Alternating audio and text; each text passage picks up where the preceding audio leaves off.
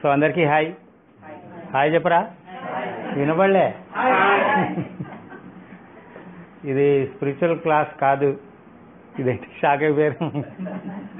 ఇది ఆధ్యాత్మిక క్లాసే కాదు, ప్రాపంచికమైన క్లాస్ కూడా. ఆధ్యాత్మిక ప్రాపంచిక కలయిక క్లాస్. సో మిక్స్డ్ ఉంటుంది, ఓకేనా? సో కొన్ని పదాలు, ప్రాపంచికమైన పదాలు కూడా వస్తాయి, అన్ని రకాల పదాలు వస్తాయి. కొద్దిగా అర్థం చేసుకోండి. పుట్టింది బ్రాహ్మణే, కానీ ఈ సాధన నేను ఏదైతే సాధన చేశానో ఆ సాధన వల్ల నా మాటలో కూడా మార్పు వచ్చింది, అన్నిట్లలో మార్పు వచ్చింది, ముఖ్యంగా మాటలో కూడా మార్పు వచ్చింది. కాబట్టి కొద్దిగా పెద్దవాళ్ళు ఉన్నారు కాబట్టి ముందే రిక్వెస్ట్ చేస్తున్నా, దయచేసి నా పదాలలో సాఫ్ట్తో పాటు రఫ్ పదాలు కూడా వస్తాయి మధ్య మధ్యలో, అర్థం చేసుకోండి. పుట్టింది తెలంగాణ, అందులో ఇంకా అక్కడ మీరు బదులు నువ్వు వస్తుంది, ఇదేంటి మర్యాద ఇవ్వట్లేదు అనుకోవచ్చు. మరి ఏం చేస్తాం, పుట్టిన వాతావరణ ఎఫెక్ట్ కూడా ఉంటుంది కదా. సృష్టిలో ఉన్న హైయెస్ట్ జ్ఞానం ఎక్కడో లేదండి, పిరమిడ్ సొసైటీలో ఉన్నాయి. సో ఆ బుక్స్ రిలీజ్ చేసిన పత్రికారికి ఒకసారి చప్పట్లు కొట్టాలి.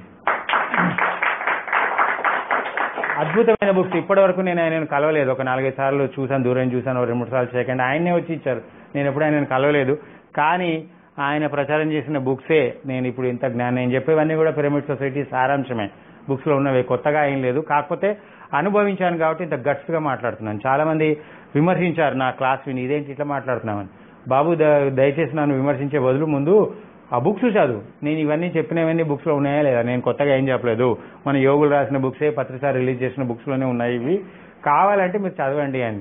ఫస్ట్ నా క్లాస్ గుంటూరులో జరిగినప్పుడు ఒక మంచి మాస్టర్ వచ్చాడు ఆయన క్లాస్కు. ఆయన క్లాస్ విని చాలా కోపం వచ్చేసింది ఆయనకి, ఎందుకంటే నేను బాగా కొద్దిగా విచిత్రంగా చెప్తాను క్లాస్, నా జ్ఞానం అంతా.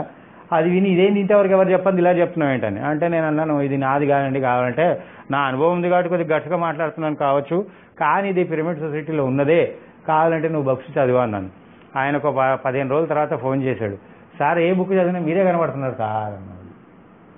మరి బుక్స్ అని నేను ఆల్రెడీ చదివాను సార్, అప్పుడు నాకు ఎందుకో తట్టలేదు, ఇప్పుడే ఎందుకు తడుతుంది అంటే, నేను కావాలని ఆ పాయింట్ మీద ఎక్కువ స్ట్రెస్ చేశాను కాబట్టి మీరు ఆ కోణంలో ఇప్పుడు బుక్ చదువుతున్నారు కాబట్టి మీకు అది తగులుతోంది, ఆల్రెడీ ఉంది ఆ బుక్స్లో, కానీ మీకు తెలియలేదు. ఇప్పుడు నేను నా క్లాస్ విన్నాక మీరు ఏ బుక్స్ అయినా చదవండి, వేదాలు, ఉపనిషత్తులు, మీరు ఏది చదవండి, ప్రతిదీ మీకు అర్థమైపోతుంది. నాకు తెలియదు, బికాజ్ నేను ఇదే జ్ఞానం చెప్తుంటాను ఎక్కడికి వెళ్ళినా. మా ఊర్లో పెద్ద పండితులు ఉన్నారు, 500 కుటుంబాలు బ్రాహ్మణులు. సో ఒక 70 ఏళ్ళ 80 ఏళ్ళ ఒక ఆవిడ ఉంది, మంచి ఫేమస్ పండితురాలు ఆమెకి ఇప్పటికే ఎన్లైటన్ కాలేదు, కానీ అద్భుతమైన జ్ఞానం ఆమె దగ్గర ఉంది. సో ఆమె దగ్గరికి వెళ్ళి నేను నా క్లాస్ చెప్తే ఆమె అంటుంది, ఏ క్లాస్ చెప్తుంటే మధ్య మధ్యలో ఆపేది, అరే ఇది ఈ వేదంలో ఉందిరా, ఇది ఆ వేదంలో, ఇది ఉపనిషత్తులో ఉందిరా, ఇది భగవద్గీతలో ఉందిరా, ఇట్లా అన్నీ చెప్పేది. కానీ నేనేం చదవలేదు ఈ జన్మలో, సంస్కృతం రాదు, నాకేం రాదు, కానీ మొత్తం అన్ని వేదాలు, శాస్త్రాలు, ఈవెన్ ఆయుర్వేదం, హోమియోపతి, వీటన్నిటి యొక్క సారము చెప్పబోయేది. నాకే తెలియకుండా నేను ఎంతో జ్ఞానాన్ని అప్డేట్ చేశాను.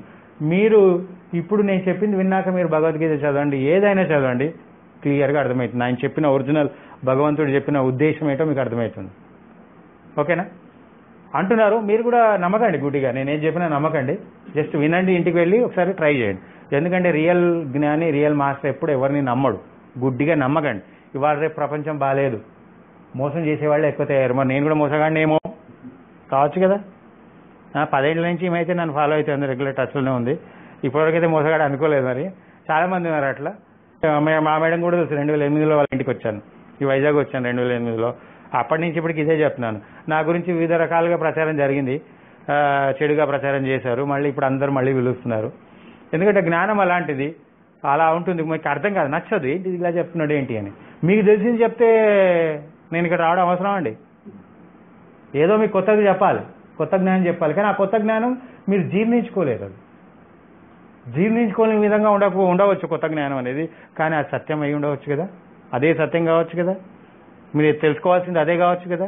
సో సత్యం కొద్దిగా కఠినంగానే ఉండవచ్చు, కానీ నేను సత్యం చెప్పాలి, నా డ్యూటీ. మీరు వింటారా, నమ్ముతారా, నమ్మరా, నన్ను తిడతారా, పొగుడతారా, నాకు అనవసరం, కానీ నేనైతే సత్యం చెప్తాను. మీరు అవకాశం ఇస్తే మీ ఇష్టం, ఓకేనా? ఈ సత్యం కొద్దిగా కఠినంగానే ఉంటుంది అంటారు మనం, నిజం, కానీ చెప్పాల్సిందే. సో మరి ఆ సత్యాన్ని ఆచరణ చేసినప్పుడే నేను ఇంత అద్భుతమైన ఫలితాలు, ఈ ఏజ్లో, ఆల్మోస్ట్ 43 ఇయర్స్ నాకు ఈ ఏజ్లో, 10 ఏళ్ళ నుంచి చెప్తున్నాను, 30 ఇయర్స్ నుంచి ఆల్మోస్ట్ నేను ఈ స్థితిలో ఉండి చెప్తున్నానంటే ఏదో జరిగితే కానీ చెప్పను. నా ఆడిటర్ ప్రొఫెషన్, నేను పెళ్లి చేసుకోకుండా ఇలా ప్రచారం చేస్తున్నానంటే సంథింగ్ ఏదో జరిగింది నా లైఫ్లో. నేనేమి డబ్బుల కోసం దేనికోసం ఏం చెప్పట్లేదు, ఇస్తే తీసుకుంటున్నాను లేకుంటే లేదు, అలా ప్రచారం చేసుకుంటూ వెళ్తున్నాను ఏం ఆశించకుండా. ఎందుకు చెప్తాను, నాకేం అవసరం? ఏదో ఉంటేనే కదా ఇక్కడ చెప్పేది. ఏదో ఆశించి ఏదో ఆస్తుల కోసమే అంటే అది లేదు, పేరు ప్రతిష్టలు కాక దేనికి కాదు. మరి ఎందుకు చెప్తున్నాను? మీరు సగం మంది 90% విమర్శించే వాళ్ళే ఉన్నారు ఈ కాన్సెప్ట్. అయినా కానీ నేను నా జ్ఞానాన్ని నేను ఆపుకోవట్లేదు, చెప్తున్నాను. ఇలా చేస్తేనే, ఇలా మీ జీవితాన్ని మీరు ఆచరణ చేస్తేనే మీ జీవితం మీరు ఎదుగుతారు, మీరు అన్ని సమస్యలకు పరిష్కారం లభిస్తుంది. లేకుంటే చచ్చినా లభించదు, వేరే మార్గం లేదు. మీరు ఎన్ని ధ్యానాలు చేసినా, ఎన్ని యోగాలు చేసినా దేనికి పనికి రాదు. నేను చెప్పిన సాధనే చేయాలి. ఇది నేను చెప్పిన సాధన అంటే నేను కాదు, ఇది మన యోగులు చెప్పింది, మన ఋషులు చెప్పింది, మన కృష్ణుడు చెప్పింది, మన దత్తాత్రేయులు చెప్పింది. మన దత్తాత్రేయులు చెప్పింది నేను ఒక చిన్న వీడియో కట్ చేసి పంపించాను నా శిష్యులు, నా గ్రూప్లో ఉన్న వాళ్ళందరికీ. సో సార్ మీరు చెప్పింది ఏమన్నా, మరి నేను చెప్పింది ఉన్నది కాబట్టి ప్రచారం చేస్తున్నాను. సో ఈ సాధన ఏంటి అనేది మీకు మొత్తం క్లియర్గా అర్థమవుతుంది మీరు ఉంటే, ఓకేనా? సో ఇది కొత్తగా ఉంటుంది జ్ఞానం, దయచేసి వినండి. మీకు నచ్చకపోతే చేయకండి, పర్వాలేదు, కానీ వినడంలో తప్పేం లేదుగా, అవునా కదా? సో వినండి, మీరు కొద్దిగా ఇంటికి వెళ్ళి ఆలోచించండి, ఇది కరెక్టా తప్ప, ఎందుకు ఇలా ఆయన చెప్పాడు అని. ఓకే, సో ఇలా ఎప్పుడైతే నాకు ఆనందం వచ్చిందో ఇంకా అన్ని బుక్స్ చదివి ఆచరణ చేసి నాకు నేనే డాక్టర్ని అయ్యాను. విచిత్రం ఏంటంటే నాకు నేనే డాక్టర్ని కాదు, డాక్టర్లకే డాక్టర్ని అయిపోయాను. ఎంతోమంది డాక్టర్లు ఇలా కూర్చొని నా క్లాసులు వింటున్నారు, శిష్యులు నా శిష్యుల్లాగా తయారయ్యారు. వాళ్ళు వాళ్ళ ప్రొఫెషన్ వదిలేసి ఇదే జ్ఞానాన్ని ప్రచారం చేస్తున్నారు. సో డాక్టర్లకే డాక్టర్ని అయిపోయాను, గురువులకే గురువులు అయిపోయాను. ఎంతోమంది గురువులు కూడా వాళ్ళకున్న జ్ఞానాన్ని పక్కన పెట్టేసి మాకంటే ఇది ఉన్నతమైన జ్ఞానం, అవధూతలు కూడా వచ్చి ఆశ్చర్యపోయి శ్రీధర్ జ్ఞానం ఇస్ అల్టిమేట్ అని ఎంతోమంది స్టేట్మెంట్ ఇచ్చారు. విన్నవాళ్ళు కూడా చేయలేకపోయినా ఇది అల్టిమేట్ అండి ఇది అంటున్నారు. ఫైనల్గా దేవుళ్ళకే దేవుళ్ళు అయిపోయాను. ఎంతోమంది మాస్టర్స్ నా ముందు కూర్చొని నా జ్ఞానాన్ని రిసీవ్ చేసుకుంటూ ఉంటారు.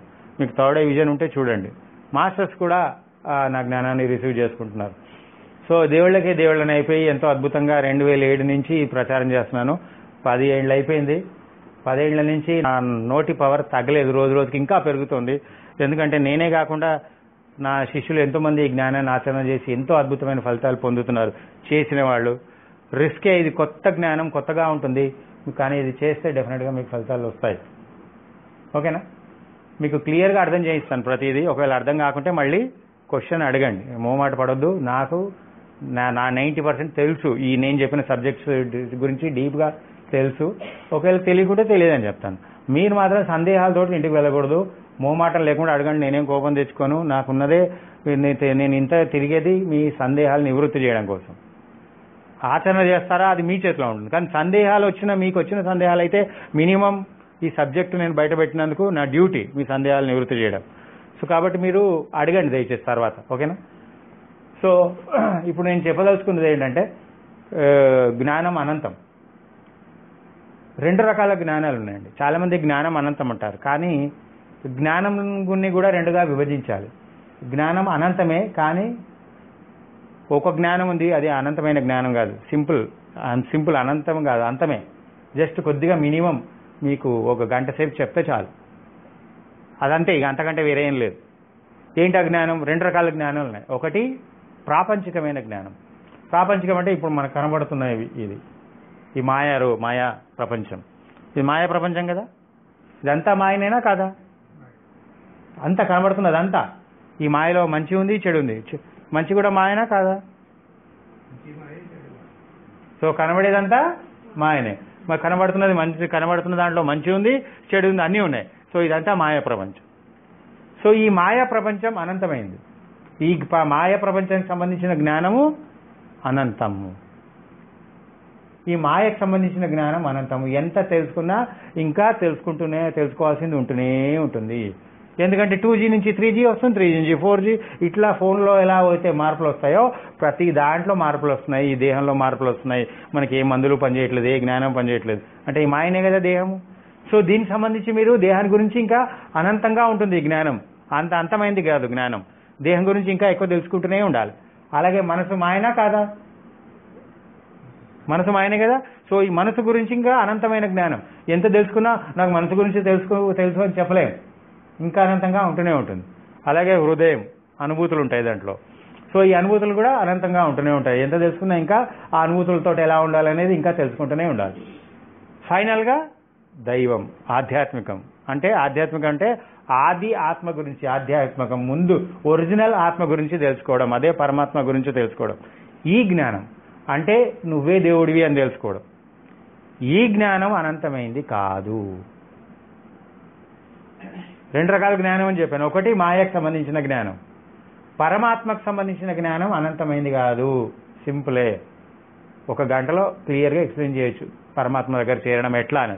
చేరడం కష్టమే, చెప్పడం ఈజీ. ఓకేనా? సో దైవానికి సంబంధించిన జ్ఞానము అంతమైన ఒక చిన్న బుక్ రాస్తే ఒక 2 పేజీలు సరిపోతుంది. కానీ ప్రాపంచికమైన జ్ఞానం అంత రాసిన. ఇప్పుడు ఆయన ఒక ఫీల్డ్ ఎక్స్పర్ట్, మీరు ఒక ఫీల్డ్, ఒక్కొక్కరు ఒక ఫీల్డ్ ఎక్స్పర్ట్. సో ప్రాపంచిక విషయంలో వచ్చేవరకు సార్ మీకు ఏం తెలుసారని నేను అడగాలి. నాకెంత తెలిసిన, నేను ఆడిటర్ని అయినా, మీరు ఏదో ఫ్రీ ప్రొఫెషన్ కావచ్చు, ఆయన సివిల్ ఇంజనీర్, మరి ఆయన విషయం ఏదైనా రావంటే ఆయన అడగాలి. ప్రాపంచికం విషయంలో ఆయన ఏమైనా అడగాలంటే వంట విషయం అడగాలి. ఇట్లా ఒక్కొక్కరికి ఒక్కొక్క విషయం తెలుసు. ఇది అనంతంగా ఉంటూనే ఉంటుంది. ఎంత తెలుసుకున్నా సరిపోదు. మీకు ఎంత తెలుసుకున్నా తృప్తి రాదు ఈ ప్రాపంచికమైన జ్ఞానం. ఎందుకంటే అనంతం కదా. అబ్బా ఏదో తెలుసు అనుకుంటాం, ఈ లోపల మళ్ళా తెలియని కనబడుతూ ఉంటుంది. ఎప్పటికీ తృప్తి రాదు. ఈ ప్రాపంచికమైన జ్ఞానం ఎంత ఉన్నా మీకు చచ్చినా తృప్తి రాదు. గుర్తుపెట్టుకోండి. ఎంత డబ్బు ఉండండి, ఎంత ఆస్తి ఉండండి, ఎన్ని సాధించండి, మీకు చచ్చినా తృప్తి లభించదు. అర్థమవుతుంది కదా? ప్రాపంచికమైన జ్ఞానం ఎంత సాధించినా, ప్రాపంచికంగా ఎన్ని కోట్లు ఎన్ని సంపాదించినా, నేను సంపాదించొద్దని చెప్పట్లేదు, అన్నీ ఉండాలి మంచికి, కానీ ఎంత సాధించినా మీకు చచ్చినా తృప్తి, ఆనందము, ప్రేమ, కరుణ ఇవి చచ్చినా లభించవు.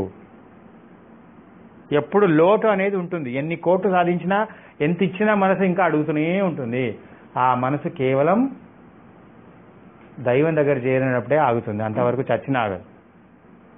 ఓకేనా? సో ఈ ప్రాపంచికమైన జ్ఞానం పక్కన పెడదాం. ఇప్పుడు ఫస్ట్ మీరు దైవం దగ్గర చేరే మార్గాన్ని తెలుసుకోండి. ఓకేనా?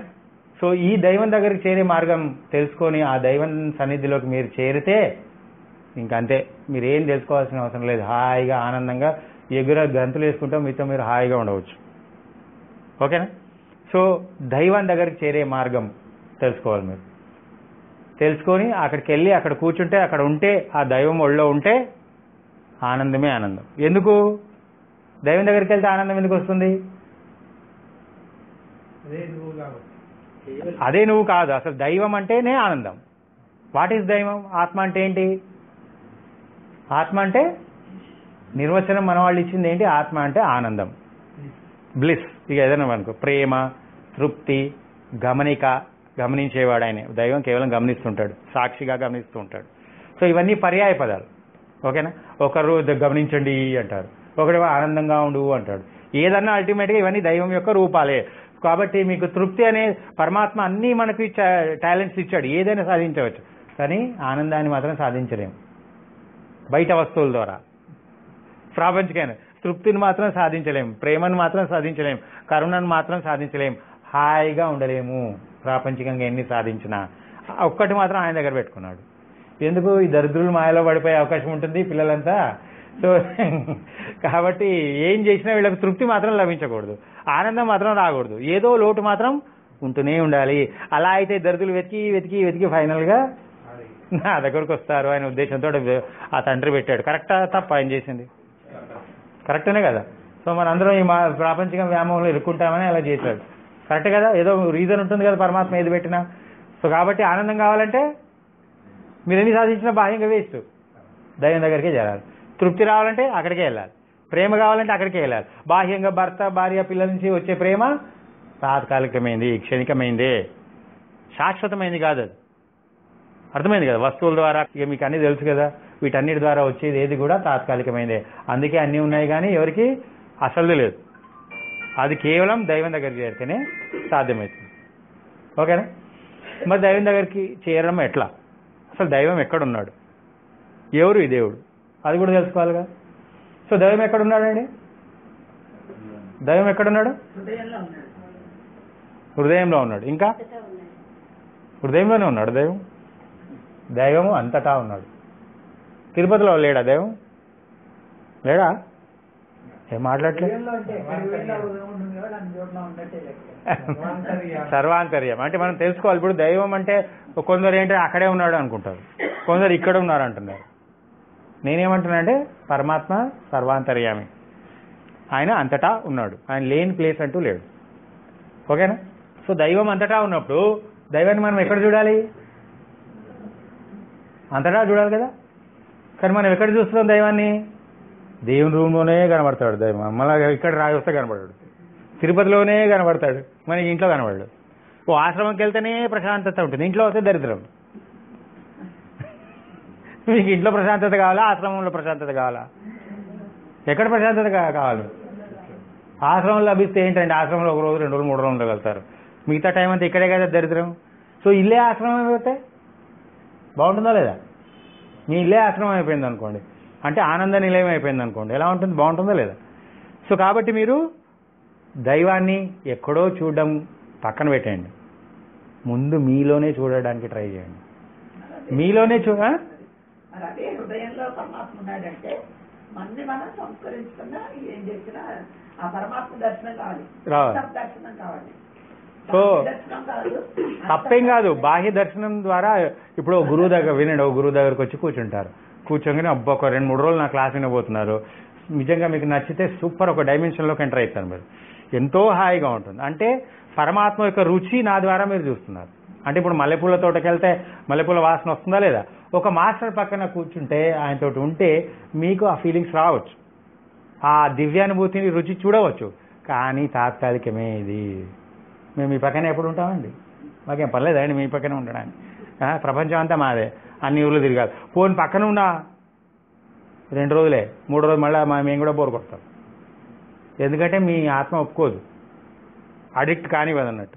మీ లోపలికి మీరు అల్టిమేట్గా ప్రయాణం చేసి ఆ దైవాన్ని కనుక్కోవాలి మీరు. అర్థమైంది? సో ఎవరి ద్వారా, బాహ్యంగా ఎవరి ద్వారా అయినా, బ్రహ్మదేవుడి ద్వారా ఎవరి ద్వారా వచ్చినా అది తాత్కాలికమైన ఉపశమనమే కానీ పర్మనెంట్ సొల్యూషన్ కాదు. పర్మనెంట్ సొల్యూషన్ కేవలం అది మీ లోపలికి వెళ్తేనే వస్తుంది. ఓకేనా? సో దైవము అంతటా ఉన్నాడు, కానీ మీ లోపల కూడా ఉన్నాడు, మీ లోపల కూడా ఉన్నాడు. ఇంకా విచిత్రం ఏంటంటే దైవము మీకు మాత్రమే సొంతమైన దైవం, మీ లోపల ఇంకొక దైవం కూడా ఉన్నాడు. ఇక్కడ 2 రకాల దైవాల్లో 2 రకాలుగా విభజిస్తున్నాను నేను. 2 రకాల దైవాలు ఉన్నారు. ఒక దైవమేమో అందరికీ కామన్గా ఉన్న దైవము, ఒక దైవమేమో మీకు మాత్రమే సొంతమైన దైవం. ఈ రెండింటి మధ్య తేడా మీరు అర్థం చేసుకోవాలి. ఏంటంటే మాకు మాత్రమే సొంతమైన దైవం ఏంటి? ఆ అందరి దైవం ఏంటి? మీకు మాత్రమే సొంతమైన దైవం ఎవరు? ఆత్మ. అందరికీ కామన్గా ఉన్న దైవం ఎవరు? పరమాత్మ. ఈ తేడా మీరు అర్థం చేసుకోవాలి. ఓకేనా? దీన్ని ఎక్స్ప్లెయిన్ చేస్తాను, సృష్టి రచనలాగా చెప్తూ ఎక్స్ప్లెయిన్ చేస్తాను. బేస్ కరెక్ట్గా ఉంటే మీకు ఈ క్లాస్ 3 days బాగా జరుగుతుంది. సృష్టి ఆరంభంలో ఎలా ఉందంటే ఒక పరమాత్మ ఒకడే ఉండేవాడు. పరమాత్మ ఒకడే అంటున్నాను దయచేసి. ఒకడే అంటే మగవాడు కాదు, పరమాత్మ అంటే మగవాడు కాదు, పులింగం లేదు, స్త్రీలింగం కాదు. ఈ రెండింటికి అతీతంగా పరమాత్మ ఉండేది, ఉండేవాడు, ఏదైనా వాడచ్చు. ఎందుకంటే న్యూట్రల్ పదాలు లేవు. అయితే ఆడకో లేదా మొగానికో పదాలు ఉన్నాయి, కానీ న్యూట్రల్కు పదాలు లేవు. చెక్క అంటాము, అది కూడా కాదు. ఎందుకు? ఈ మూడింటికి అతీతం, శరీరమే లేదు కాబట్టి. నిరామయుడు ఉండేవాడు. ఆయనే నిరాకార నిర్గుణ పరబ్రహ్మం. ఆయనకు రూపం లేదు, గుణము లేదు, రంగు లేదు, రుచి లేదు, ఏమీ లేదు, కేవలం ఉన్నాడంతే. ఆయన ఆడా కాదు, మొగా కూడా కాదు. సో ఈ పరమాత్మ సృష్టి ఆరంభంలో అలా నిశ్చలంగా అలా ఉన్నాడు. ఆయనకి ఏదో ఆలోచన వచ్చింది. ఏంటి ఆలోచన? మీ బుక్ పేరు రాశారే, నేను ఎవరిని అనేదో అనిపించిందట. ఏంటి ఇంతకు నేను ఎవరిని అని ఫస్ట్ ఆలోచన వచ్చిందట. సరే, దీన్ని ఎక్స్ప్లెనేషన్ ఒకరు ఒక రకంగా ఇస్తున్నారు, నేను ఒకటి ఇస్తున్నాను, ఏదైనా పర్లేదు. సో నేను ఎవరిని అనుకున్నాడట. ఇలా చూసుకున్నాడట, దానిలోకి చూడంగానే 2 కనబడ్డాయట దాని లోపల. ఏంటది? స్వచ్ఛమైన శక్తి, స్వచ్ఛమైన చైతన్యం. అంటే ఆడామొగ ఏదైనా అనుకోండి, బొమ్మ బొరుసులాగా ఒకటే దానికి, ఇటు అమ్మవారు ఇటు అయ్యవారు. ఈ అమ్మవారు అయ్యవారికి రూపం లేదు, నిరాకారం ఇది కూడా. సో సృష్టి ఏమీ ఆరంభం కాలేదు. ఆ టైంలో ఇద్దరు ఉన్నారట. సో ఆ ఇద్దరు కనపడంగానే, ఇద్దరు అనగానే ఏమవుతుంది? ఇద్దరం ఉన్నాము అంటే ఏదో జరుగుతుంది, ఇచ్చిపుచ్చుకోవడాలు మొదలవుతాయి. ఇంకా ఒక ప్రేమ అనేది స్టార్ట్ అయింది. సో ఆ ఇద్దరి యొక్క కలయిక వల్ల ఏం జరిగింది? సృష్టి ఆరంభమైంది. ఆ సృష్టి ఆరంభం ఎలా జరిగింది అంటే కొన్ని కోట్ల కోట్ల కోట్ల కోట్ల ఆత్మల యొక్క ఆవిర్భావం జరిగింది, జన్మ జరిగింది. సో ఎవరిచ్చారు కోట్ల కోట్ల ఆత్మలకు జన్మను? పరమాత్మ. దాన్ని విభజిస్తే ప్రకృతి పురుషులు అనుకోండి. ప్రకృతి అంటే ఈ ప్రకృతిగా స్వచ్ఛమైన ప్రకృతి, రూపం లేని ప్రకృతి. పురుషుడు అంటే మగవాడు కాదు, ప్రకృతి పురుషుడు స్వచ్ఛమైన, ఇంకే రూపాలు ఏర్పడలేదు. ఈ ప్రకృతి పురుషులు ఆత్మలకు జన్మని ఇచ్చారు. సో ఈ ఆత్మలందరూ ఎవరు?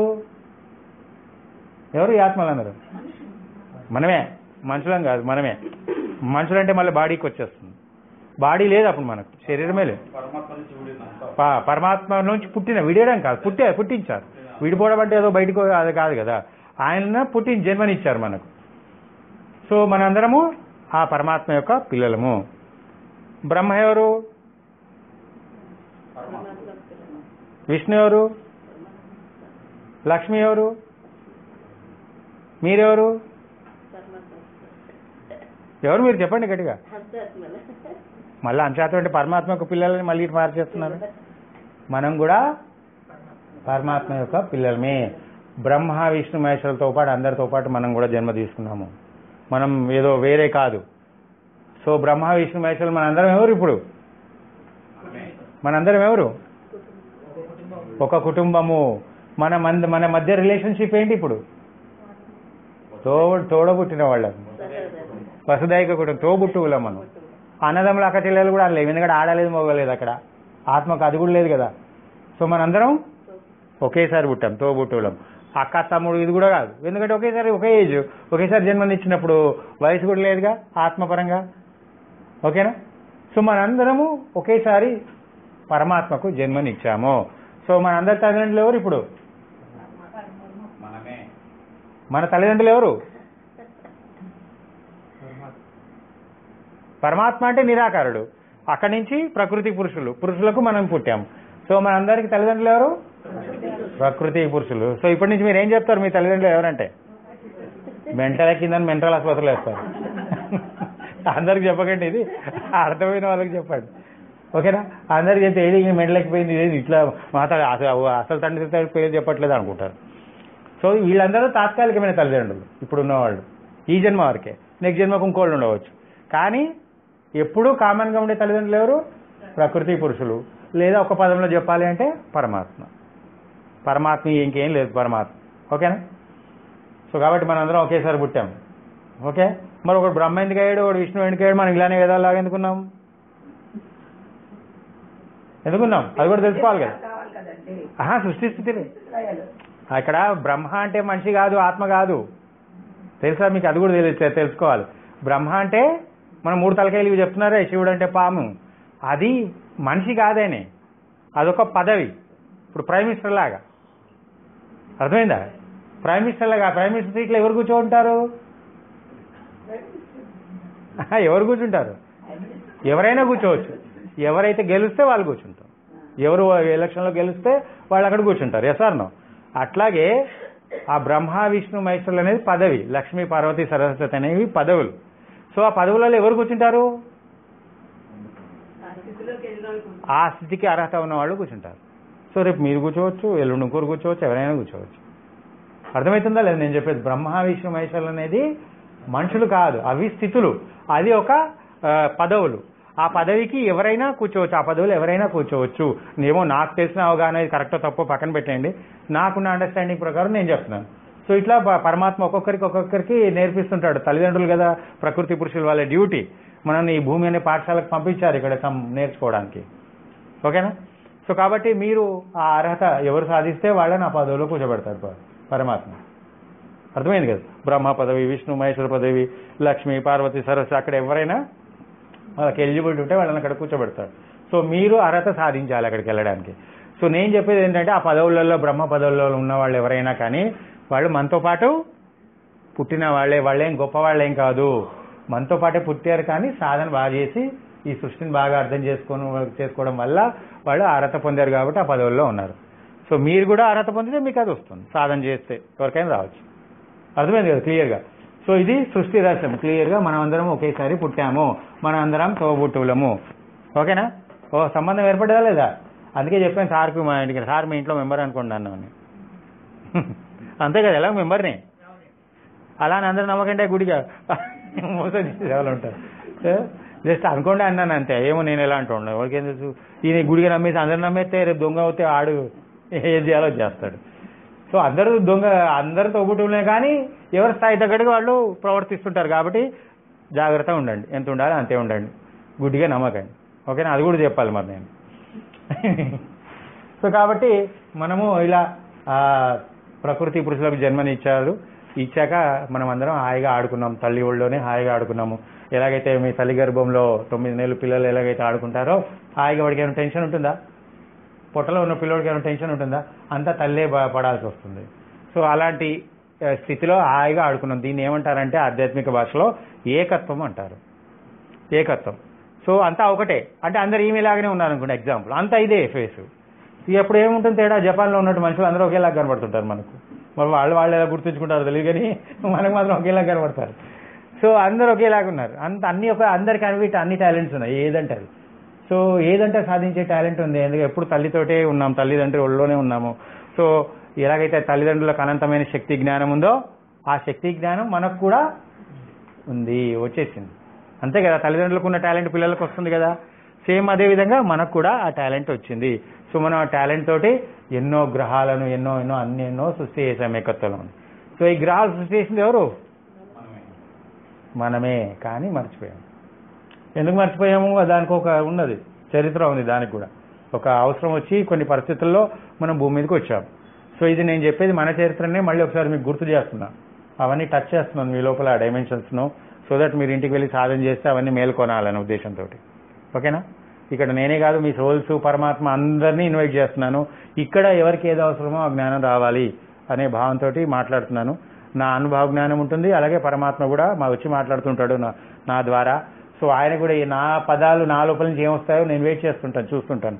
ఎందుకంటే నాకు కూడా తెలియంది నా లోపల నుంచే వస్తుంటాయి. ఎందుకంటే పరమాత్మ దగ్గర ఇంకెంతో జ్ఞానం ఉంది కదా, ఆయన ఏదో చెప్తాడు. సో అది నేను విని ఓకే ఇది అవసరమా అని నేను కూడా ఆచరణ చేస్తాను.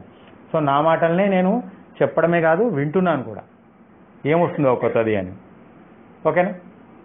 సో సృష్టి ఆరంభంలో అంతా ఏకత్వం, వన్నెస్ ఉంది, అంతా ఏకత్వంలో హాయిగా ఆడుతూ పాడుతూ ఎంజాయ్ చేసాము. ఎప్పుడు తల్లితో తండ్రితోటి కనెక్షన్ ఉండేది కాబట్టి అనంతమైన శక్తి, ఆనందము, జ్ఞానం, తృప్తి అన్నీ ఉండేవి ఏకత్వంలో. చేసి ఉండి ఏమవుతుంది, మనకు స్తంభన దశ వస్తుంది, ఇక బోర్ కొడుతుంది. ఇక కొత్తగా లేకపోయే వరకు బోర్ కొడుతుంది. సో అప్పుడు పరమాత్మ మన తల్లిదండ్రులు ఆలోచించి ఏం చేస్తారంటే, ఇక బోర్ కొడుతుంది కదా అని సృష్టిని ఒక కొత్త కోణంలో తీసుకెళ్లాలనుకున్నారు. అప్పుడు ఏం జరిగింది? రెండో ప్రపంచం స్టార్ట్ అయింది. ఏంటి ఆ ప్రపంచాన్ని ఏమంటారు? ఏకత్వం తర్వాత వచ్చింది ఏంటి? ద్వంద్వం. మొదట్లో ఏకత్వం అయిపోయింది, ద్వంద్వం వచ్చింది. ఈ ద్వంద్వం అంటే ఏంటి? అంటే ఏంటి? అంతవరకు ఒకటే, ఇప్పుడు రెండు అయిపోయింది. సో ఇట్లా ప్రతి దాంట్లో విభజన జరిగింది. అంటే ఉన్న ఒకటే, ఇక్కడ ఒకటే, ఇక్కడికి వచ్చే వరకు 5గా మారింది. సపోజ్ ఇలా ఉంది అనుకుందాం, నాకు 2 వేళ్ళు ఉన్నాయి అనుకుందాం. సో ఇక్కడ వరకు ఒకటే, ఇప్పటి వరకు ఒకటే, ఇక్కడికి రాగానే 2గా అయింది. సో ఇప్పుడు ఈ ద్వంద్వ ప్రపంచం స్టార్ట్ అయింది. ఆ ద్వంద్వ ప్రపంచం ఇప్పటి వరకు కంటిన్యూ అవుతూనే ఉంది. ఇక అతి త్వరలో మళ్ళీ ఇంకో కొత్త ప్రపంచం రాబోతోంది.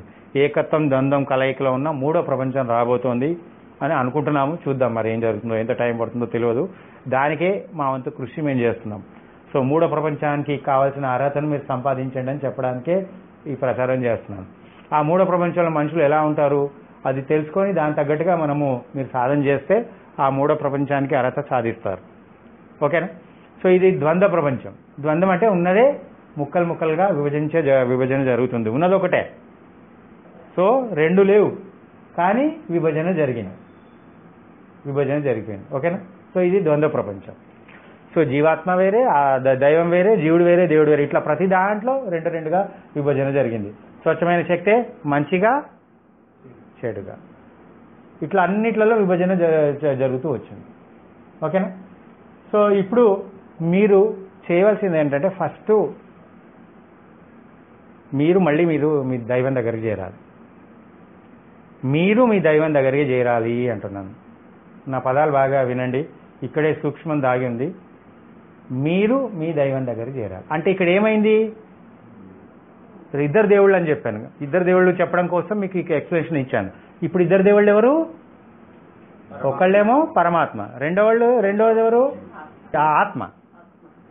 ఇప్పుడు ఇద్దరే కదా మనకు తెలిసింది. ఇప్పటివరకు నేను చెప్పిన స్టోరీలో ఇద్దరే ఉన్నారు. ఒకళ్ళు పరమాత్మ, రెండవది ఆత్మ.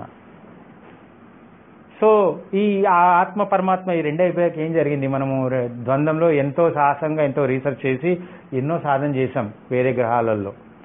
చేశాక మనకు ఎన్నో సాధిస్తున్నా కానీ మళ్ళీ తృప్తి అనేది లేదు. ఎందుకంటే తృప్తి ఎందుకు లేదు? ఆనందం ఎందుకు లేదు? ద్వంద్వం అంటే ఏంటి? నేను వేరే, దైవం వేరే అనే భావన. కాబట్టి చచ్చినా మనకు తృప్తి ఆనందం రాదు. రాకపోయే వరకు ఎంత సాధిస్తున్నా ఏం చేస్తున్నా ఆ గ్రహాంతర వాసులలో నక్షత్ర రూపంలో ఉండి ఎన్నో చేశాం. ఎంత చేసినా మనకు ఆనందం రాలేదు. రాకపోయే వరకు ఏం చేశామంటే అప్పుడు దీనికి ఏంటి, ఎట్లా చేస్తే మనకు ఆనందం? ఒక్కొక్కసారి మంచి చేస్తున్నావో లేదు, చెడు చేస్తున్నావో అర్థం కావట్లేదు. ఏదో సహాయం చేయడానికి వెళ్తాం, అది చెడు అయి కూర్చుంటాను. సో ఇది మంచి ఆ చెడు అసలు ఏంటో అర్థం కాక అప్పుడు ఏం జరిగిందంటే ఒక భూమి అనే ఒక ప్లానెట్ సృష్టి చేసి అక్కడికి వెళ్దాం. అక్కడికి వెళ్ళి ప్రతి దాన్ని అనుభవిద్దాం. మళ్ళీ ఒకసారి కష్ట సుఖాలను అర్థం చేసుకుందాం. అసలు మంచి ఏంటి, చెడు అంటే, నేనంటే దేవుడు అంటే తెలుసుకుందాము.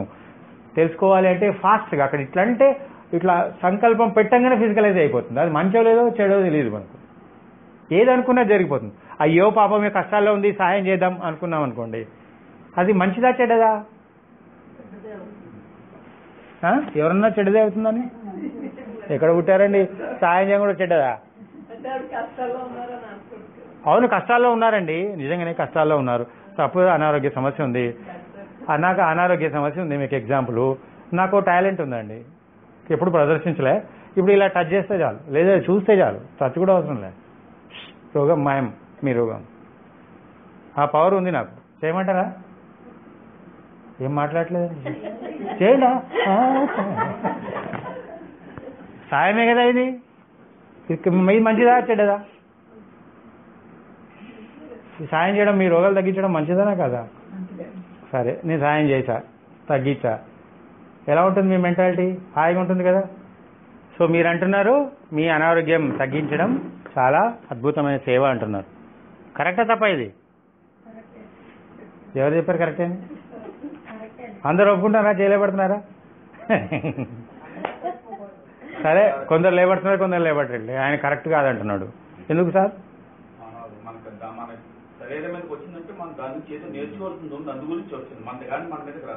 అవును, కరెక్టే. ఇప్పుడు నేను మీరు అని తగ్గిస్తే అది మీకు సేవ చేసినట్టు కాదా? దానివల్ల మీరు హాయిగా ఆనందంగా ఉంటారు కదా. ఏదో చెప్పేస్తున్నాడు ఆయన.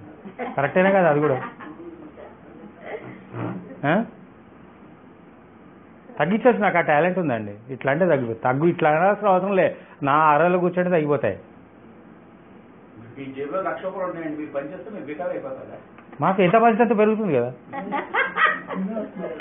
జనాలు అనుకుంటున్నారు నేనన్నట్లే, నా గురించి చెప్పట్లే, ఇంకా నేనేం చేస్తానో చెప్పట్లేదు, జనరల్ గా డిస్కషన్ లాగా అడుగుతున్నాను. పంచితే పెంచబడుతుందని ఎవరో చెప్తున్నారు కదా, ఇక పంచేస్తా.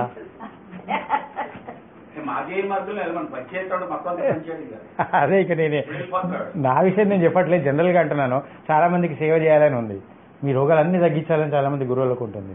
సో ఇది సేవ చేయడం, మీ రోగం తగ్గించడం మామూలుగా అయితే సేవనే కదా. అంటే మనం ఎంత అజ్ఞానంలో ఉన్నామో ఆ విషయం అర్థం చేయించడానికి చెప్తున్నాను. అది మంచో చెడో తెలియట్లేదు, పాపం అయ్యో బాధపడుతోంది అని తగ్గించాను, ఇది మంచిదేనే కదా. కానీ దీనివల్ల ఆమె నాశనం అయిపోతుంది అంటున్నాను. ఎట్లా నాశనం అయిపోతుంది? మీ జీవితం నాశనం అయిపోతుంది అంటున్నాను నేను రోగం తగ్గిస్తే. అదే అది ఫస్ట్ చెప్పొద్దు కదా డైరెక్ట్, మెల్లిగా. సో మీ రోగాలు తగ్గించడం నాకు క్షణికమైన విషయం. తగ్గుతుంది, కానీ తగ్గాక మీ మెంటాలిటీ ఎలా ఉంటుంది? మళ్ళీ రోగం రాదా? మళ్ళీ ఎవరి దగ్గరికి రావాలి? అప్పుడు మీరు ఎలా ఉంటారు? డిపెండెన్సీ.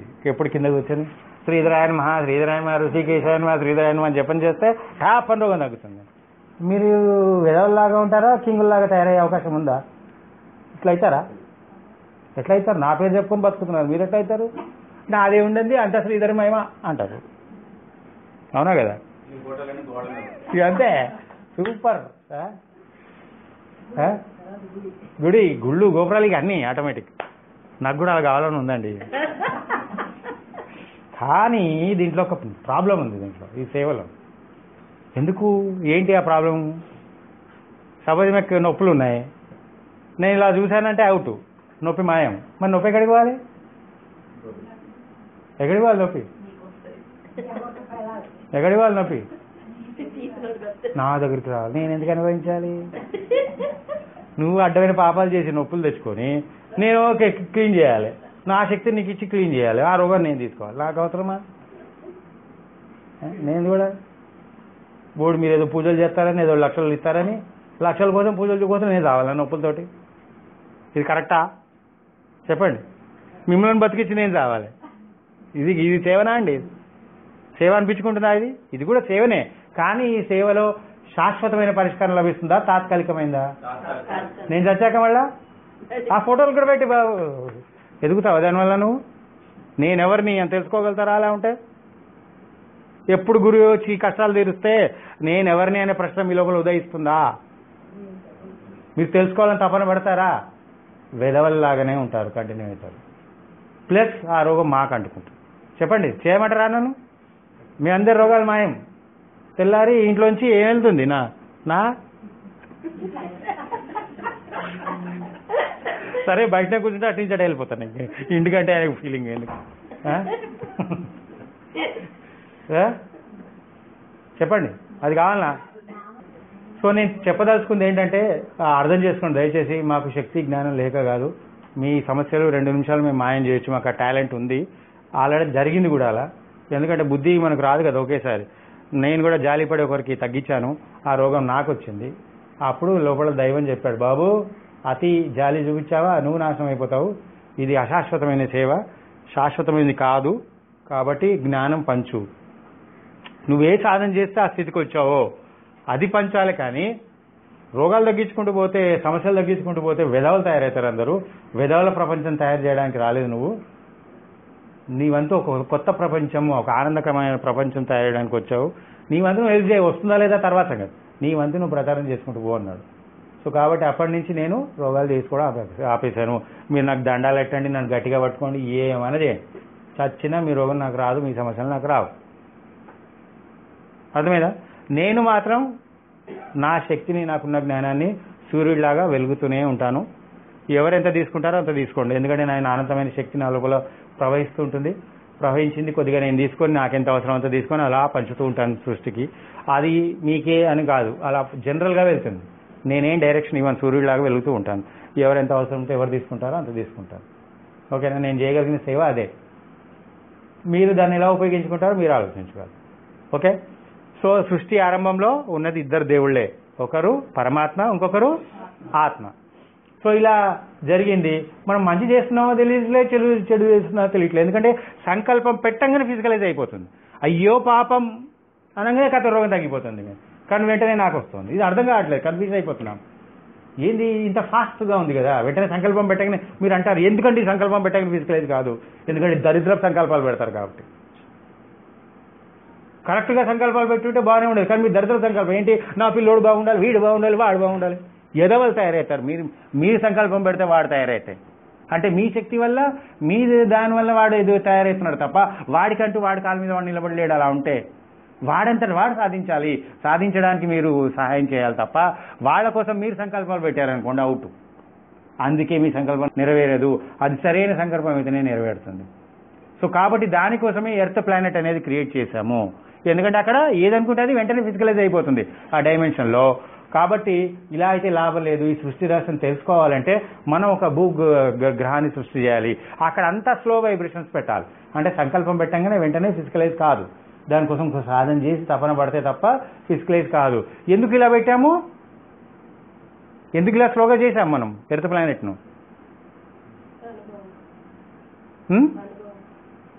ఏం తెలుసుకోవడానికి స్లో వైబ్రేషన్స్ ఎందుకు పెట్టాము ఎర్త్ ప్లానెట్కు? మన సంకల్పం సరి అయిందిగా సరి అయింది కాదో తెలుసుకోవాలి. సరి అయిన సంకల్పాలు పెట్టట్లేదు, మన ఎదుగుదల కోసం సంకల్పాలు పెట్టట్లేదు. అందరు బాగుపడాలి, అందరు బాగుపడాలి, నువ్వు బాగుపడు చాలు. ఎవడికి వాడే నేను బాగుపడాలనుకుంటే గోల్ ఉంటుందా? ముఖ్యంగా చూడండి, మీకు సమస్యలు ఏంటని అడిగాను అనుకోండి, సార్ మా పిల్లోడు బాగాలేడు, మా నాయన బాగాలేడు, మా అమ్మ, ఇదే చెప్తారు చెత్తంతా. నువ్వు బాగున్నావా, నేను బాగుపడాలి ఏంటంటే ఏంటని అడగరు. మా అబ్బాయి బాగుపడ అంటది. అంటారు కదా, నవ్వుతున్నాడు ముందే. అంటే ఇవేమనుకుంటుంది, నాదే ప్రాబ్లం లేదు, మా అబ్బాయి వల్లనే నాకు ప్రాబ్లం అండి అంటది. నీ ప్రశాంతతకు ఆడికి సంబంధం ఏంటి అసలు? లోపల ఆత్మకళ ఇల్లు కూర్చుంటే చాలు, ఆనందం పరమానందం రెడీగా ఉంది. నువ్వు అక్కడికి వెళ్ళి కూర్చోక నా అబ్బాయి వల్ల ప్రాబ్లం, వీడి వల్ల ప్రాబ్లం, వాడి వల్ల ప్రాబ్లం, వాడెవడో ఆత్మహత్య చేసుకున్నాడు, దానివల్ల నాకు బాధ వస్తుందండి. టీవీలు చూసి, పేపర్లు చదివి, ఆమెకేం పని లేదు, ఎప్పుడు పేపర్లు టీవీలు చదువుతుంటుంది పొద్దున్నే. అదంతా బాధ అంతా నెత్తి మీద తీసుకుంటుంది. అయ్యో బామ్మ, అయ్యో పాప, కాళ్ళ నొప్పులు ఎందుకు రావు మరి మీకు? అర్థమైంది కదా? సో స్వార్థం, ఇది పెద్ద స్వార్థం ఉండాలి. మీ గురించి మీరు తెలుసుకోవాలి ఫస్ట్. స్వార్థం ఉండకూడదు అంటారు చాలామంది. నో, స్వార్థం లేకుంటే మీరు ఏమి సాధించలేరు. అలా అని కేవలం స్వార్థమే ఉండకూడదు, నిస్వార్థం కూడా ఉండాలి. ఎందుకు స్వార్థం ఉండాలి? ఇప్పుడు మీరు సేవ చేస్తున్నారు, ఏదో సేవ చేస్తున్నారు అని చెప్పారు కదా, ఎలా సేవ చేశారు సార్ మీరు? ఎలా సేవ చేస్తున్నారు? శక్తి ఉంటేనే కదా సేవ చేసేది. ముందు శక్తి కావాలి కదా మీకు. అంటే మీరు ఐఏఎస్ ఆఫీసర్ అయితే కదా ప్రచారం ఏదైనా సేవ చేసేది. ఏదో పాస్ అయితేనే కదా, ఏదో చదువుతూనే కదా, ఏదో సంపాదిస్తేనే కదా. మీ దగ్గర ఏదో ఉంటే మీరు 10 మందికి పంచుతారు. డబ్బు ఉన్నవాడు డబ్బు పంచుతాడు, జ్ఞానం ఉన్నాడు ఏదో ఒకటి పంచుతాడు. అవునా కదా? ఏమీ లేదు, నీ స్వార్థం ఉండొద్దు అంటారు. ఏముందని మీ దగ్గర పంచడానికి? ఉన్నది ఏదో డబ్బు కావచ్చు, ₹1 కోటి అనుకుందాం. ఎన్ని రోజులు అండి పంచడం? 2 నిమిషాలు అయిపోతుంది. అప్పుడు ఏం జ్ఞానం ఉందని పంచుతారు మీరు? సో ఫస్ట్ తెలుసుకోండి, తెలుసుకున్నది 10 మందికి పంచండి. అంటే తెలుసుకున్నంతసేపు స్వార్థంగా ఉండాలా వద్దా? మీ గురించే మీరు ఆలోచించండి. నేను ఎదగాలి, నేను ముక్తి పొందాలి. ఏదో నేను 3 ఏళ్ళు చచ్చినా నేను బయటికి రాలేదు. 2004లో నాకు ఎన్లైటన్ అయితే 2007 వరకు నేను బయటికి రాలేదు. బికాజ్ నేను 2004 రాగానే వెంటనే నాకు క్లాసులు చెప్పాను కొన్ని. సార్ నాకు క్యాన్సర్ తగ్గాలంటే ఏం చేయాలని అడిగాడు. నాకే తెలియదు, నేనేం చెప్తాను? పత్రి గారు 4 వాక్యాలు చెప్పాడు. ధ్యానం చేయి, సజ్జన సాంగత్యం, ప్రచారము, స్వాధ్యాయం, ఏదో 4 చెప్పాడు. నేను చేయలే, 4 చేయనన్నాను నేను. బికాజ్ నాకే తెలియదు, నేను ఎట్లా ప్రచారం చేస్తాను? వాడు అడిగే క్వశ్చన్కి ఆన్సర్ ప్రధానికి ధ్యానం చేయి, గంటలు ధ్యానం చేయను ఒకటే చెప్తున్నారు అందరూ. అది చేస్తే రిజల్ట్ రావట్లేదు. నేను చెయ్య ప్రచారం. ముందు నేను తెలుసుకుంటాను నేను ఎవరిని, ఈ శరీరం ఎలా పనిచేస్తుంది, మనసు ఎలా పనిచేస్తుంది, అసలు ఈ ఆలోచనలు ఎందుకు వస్తున్నాయి, నెగిటివ్ ఆలోచనలు ఎందుకు వస్తున్నాయి, వీటి గురించి నేను తెలుసుకున్నాక దెన్ ప్రచారం చేస్తాను అని 4 ఏళ్ళు 2007 వరకు కూర్చొని అప్పుడు మొత్తం నాకు అనిపించింది, ఎస్ నౌ ఐఎమ్ ఎలిజిబుల్. ఎలాంటి ప్రాబ్లమ్స్, ముఖ్యంగా మీ బాడీ మైండ్ వీటి గురించి ఏది అడిగినా నేను చెప్పగలుగుతాను అన్నప్పుడు నేను ప్రచారానికి వచ్చాను. అంటే 3-4 ఏళ్ళు ఏం చేశాను? నా స్వార్థం చూసుకున్నానా, నిస్వార్థంగా సేవ చేశానా? కేవలం స్వార్థమే. నా గురించే నేను ఆలోచించాను. సో స్వార్థం ఉండాలా వద్దా మనిషికి? స్వార్థం అంటే నేను, నిస్వార్థం అంటే నువ్వు. నేను ఉంటే నువ్వు ఉండట్లేదు, నువ్వు ఉంటే నేను ఉండట్లేదు. నేను నువ్వు యొక్క కలయికనే పరమాత్మ అంటే. అర్థమైంది కదా? నేను నువ్వు యొక్క కలయికనే దైవం అంటే. సో మీ అందరి లైఫ్లో అయితే నేను ఉంటున్నాడు లేదా నువ్వు ఉంటున్నాడు. కొన్ని విషయాల్లో నేను ఉంటున్నాడు, కొన్ని విషయాలు నువ్వు ఉంటున్నాడు. అన్ని విషయంలో నేను నువ్వు ఉండాలి. ఇప్పుడు నేను క్లాస్ చెప్తున్నాను, నువ్వు కోసం అని మీరు అనుకుంటున్నారు, మీకు ప్రచారం చేస్తున్నాను. నో, ఈ ప్రచారంలో బాగా నా మాటల్ని నేను వింటున్నా. ఈ దరిద్రుడు పరమాత్మ వచ్చి ఏం చెప్తాడా కొత్తది అని. అంటే ఇక్కడ నేను కూడా ఉన్నాను, నేను వింటున్నాను, చెబుతున్నాను, అదే సమయంలో వింటున్నాను కూడా. నేను నువ్వు ఉన్నదా లేదా ఇక్కడ? ఈ నేను నువ్వు కలయిక జరగడం వల్ల అనంతమైన జ్ఞానం, అనంతమైన శక్తి ప్రవహిస్తూనే ఉంటుంది. ఎన్ని గంటలైనా ఇవి వాగుతూనే ఉంటాయి. నేను మీకు వినే ఓపిక ఉండాలి, కానీ మైకాసురుని మైక్ పట్టుకుంటే వదలను నేను. అర్థమైందా? సో ఇక్కడ బాగా అర్థం చేసుకోండి. దయచేసి స్వార్థం ఉండాలి. స్వార్థాన్ని తక్కువ అంచనా తక్కువగా చూడకండి. మీరు స్వార్థం ఉండకూడదు అన్నారా, చచ్చిన మీ ఎదుగుదల ఉండదు. అలా అని కేవలం స్వార్థమే ఉండకూడదు, నిస్వార్థం కూడా ఉండాలి. తెలిసింది చెప్పండి. పొద్దున తెలుసుకోండి, మధ్యాహ్నం సాధన చేయండి, సాయంత్రం చెప్పండి, మళ్ళీ పొద్దున తెలుసుకోండి. ఇట్లా ఎదుగుతూ ఎదిగించండి. ప్రచారం చేయకూడదు అనట్లేదు, బట్ ఓన్లీ ప్రచారం ఇది సరైనది కాదు. జ్ఞానాన్ని పెంచుకొని ప్రచారం చేయండి. ఇల్లు వాకిలు అన్ని వదిలేసి రోడ్ల మీద ప్రచారం చేస్తున్నారు. ఆఖరికి మిగిలింది ఏంది వీళ్లకు? అలసట, కష్టాలు, ఇంట్లో దరిద్రమే. ప్రతి ఇంట్లో కొందరు ఉండవచ్చు, జనరల్ గా చెప్తున్నాను. కొందరు దీనికి ఎగ్జంప్షన్ ఉండవచ్చు, కానీ నేను జనరల్ గా నేను చూసిన దాని ప్రకారం అయితే నేను చెప్తున్నాను. అందుకే ప్రచారం పక్కన పెట్టండి కొన్ని రోజులు. ఫస్ట్ మీ స్వార్థం చూసుకోండి. లేదా ఒక గంటన ప్రచారం పెట్టుకొని మిగతా టైం ఫస్ట్ మీరు ఎదుగుదల కోసం చూసుకోండి అంటున్నాను. నేను ఒక్కడనే కావచ్చు, కానీ ఈ జ్ఞానం వల్ల ఎంతమందికి ఉపయోగపడుతుంది ఇది? అవునా కదా? నేను స్వార్థం 3 ఏళ్ళు నేను స్వార్థం ఉండడం వల్ల ఎంత అద్భుతంగా ఈ జ్ఞానం వచ్చింది, కొత్త జ్ఞానం వచ్చిందా లేదా? పరమాత్మతోటి కూర్చొని, ఆత్మతోటి కూర్చొని అడిగాను, ప్రతి విషయం తెలుసుకున్నాను, అనుభవంలో ఆచరణ చేశాను. అందుకే ఇంత గట్టిగా మాట్లాడుతున్నాను. ఎవరు నాకు సపోర్ట్ లేదు, ఏ గురువు లేడు, నాకు ఏ సపోర్ట్ లేదు. కానీ డాక్టర్లు అందరూ ఆశ్చర్యపోయేలాగా, గురువులు దేవుళ్లే ఆశ్చర్యపోయేలాగా మాటలు మాట్లాడుతున్నాను. అందరు విని ఆశ్చర్యపోతున్నారు. ఎలా వచ్చింది అంటే ఇది అనుభవ జ్ఞానము ప్లస్ పరమాత్మ ఆత్మ ఇవాళందరూ తోడుగా ఉండడం వల్ల నాకు, లేకుంటే సాధ్యమయ్యేది కాదు ఇది. ఓకేనా? మీరు కూడా ఇంత గట్స్గా మాట్లాడాలి. మీరు ఏదైతే చెప్తున్నారో అది గట్స్గా, అది ఎప్పుడు వస్తుంది? అనుభవంలో సాధించినప్పుడు. ఏదో బుక్కులు చదివితే నా జ్ఞానం వింటే మీకు రాదు. నేను మీరు విన్నది ఆచరణ చేయాలి, అప్పుడు అనుభవ జ్ఞానం వస్తుంది. అప్పుడు పత్రిసారితో కూడా హాయిగా మాట్లాడగలుగుతాడు జ్ఞానిగా. మాట్లాడగలగాలా వద్దా? భయమే, పిరికి ఆయన ముందు నిలబడాలంటే. ఎందుకు? మనకంటూ ఒకటి లేదు, మనకంటూ ఒక జ్ఞానం లేదు. ఒక క్వశ్చన్ అడిగితే 2 × 2 4 అంటే 4 అంటే వాడు 6 అంటాడు వెంటనే. ఇంకో అది మన జ్ఞానం. అంటే క్లారిటీ లేదు, ఏమో కరెక్ట్ తప్పు ఏమీ తెలియదు. అదే అనుభవం అంటే 4 ఎవడేమన్నా ప్రపంచం అంతా నో అన్నా నేను 4 అంట, బికాజ్ నా అనుభవం ఇది. అర్థమైంది కదా? సో కాబట్టి ఇద్దరు దేవుళ్ళు మనకు తెలుసు. నేను ఇప్పుడు 3వ రకమైన దేవుడిని పరిచయం చేయబోతున్నాను మీకు, అసలు దేవుడు. సో ఇప్పుడు ఏమైంది? ఇద్దరు దేవుళ్ళు కాకుండా మనం భూమి అనే ఎర్త్ ప్లానెట్ మీదకి వచ్చాము. ఎందుకు వచ్చాము? ప్రతిదీ స్లో మోషన్లో అర్థం చేసుకోవడానికి. ఇప్పుడు క్రికెట్ మ్యాచ్ చూస్తుంటారు కదా, వాడు అవుట్ అయినాడు లేదా డౌట్ వచ్చినప్పుడు ఏం చేస్తాడు? ఎంపైర్ థర్డ్ ఎంపైర్కి ఇస్తాడు. థర్డ్ ఎంపైర్ ఏం చేస్తాడు? దాన్ని స్లో మోషన్లో చూసి ఎస్ వాడు అవుట్ అయినా లేదా క్లియర్గా చెప్తాడు. సో క్లారిటీ ఉందా లేదా? థర్డ్ ఎంపైర్ వచ్చాక ఎన్నో మోసాలు జరిగాయి, ఎన్నో రకాలు జరిగాయి, వాటన్నిటికీ వచ్చింది కదా సొల్యూషన్. సో సేమ్ అదే విధంగా మనం భూమి అనే ప్లానెట్కి వచ్చి ఎందుకు వచ్చామంటే, ఇది నేను చేసేది సరి అయిందా కాదా, నేను పెట్టే సంకల్పం సరైందా కాదా, ఏ సంకల్పం పెట్టాలి, ఏ సంకల్పం పెడితే నేను బాగుపడతా లోకం కూడా బాగుపడుతుంది అని తెలుసుకోవడం కోసం స్లో మోషన్లో మనం ఎర్త్ ప్లానెట్ని సృష్టి చేసాం. అర్థమైంది కదా? సో కాబట్టి మనం అక్కడ చాలా దరిద్రపు సంకల్పాలు పెట్టాం. ఒక యాంగిల్ సరి అయింది మీ రోగాలు తగ్గించడం, కానీ దరిద్రపు సంకల్పం సృష్టి నాశనం అయిపోతుంది, సృష్టి ఎదగదు, అందరు ఎదవలు తయారవుతారు, నేను శ్రీధరాయనమా నేను దేవుణ్ణి అయిపోతా. అది కావాలా? అందరూ దేవుళ్ళేనే ప్రపంచంలో వస్తే బాగుంటుందా? ప్రతిదానికి బిచ్చం ఎత్తుకోవడం, నా దగ్గరికి వచ్చి అడుక్కోవడం సరి అయిందా? మీకు మీరే సాధిస్తే బాగుంటుందా చెప్పండి? అవునా కదా?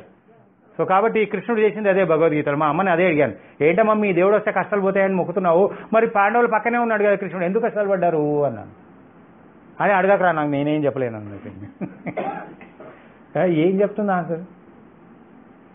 ఎట్లా ఉన్నాయంటే మన దేవుళ్ళు ఏమో వచ్చి పక్కనే ఉన్నారు, వాళ్ళకేమో తగ్గలేదు, మనకి ఎక్కడో వచ్చి ఏదో చేస్తాడట. ఏం చేస్తాడు కృష్ణుడు? వచ్చి చేస్తాడు, భగవద్గీత చెప్పి బాయ్ అని వెళ్ళిపోతాడు. ఏం చేయడు కాదు, భగవద్గీత చెప్పి బాయ్ అని వెళ్ళిపోతాడు. మళ్ళీ నువ్వేం చేయాలి? ఆచరణ చేస్తారనో. అవునా కదా? కృష్ణుడు ఏదో చచ్చినా చేయడండి, ఇంకా కొందరు దేవుళ్ళు ఉన్నారు పాపం చేస్తారేమో జాలిపడి, ఆడు మాత్రం చేయడు చచ్చిన. ఇక వాని జుట్లోంచి వెళ్ళాను నేను చచ్చినా చేయ ఇంకా. అర్థమైంది కదా? దయచేసి అర్థం చేసుకోండి, మేము ఎందుకు సాయం చేయట్లేదు. చాలా మంది అన్నారు ఇంత శక్తి ఉంది కదా మీరు తగ్గించచ్చు కదా అని. తగ్గిస్తాను కదా, నాకు రోగం వస్తుంది, నేను ఎందుకు పడాలి అన్నాను.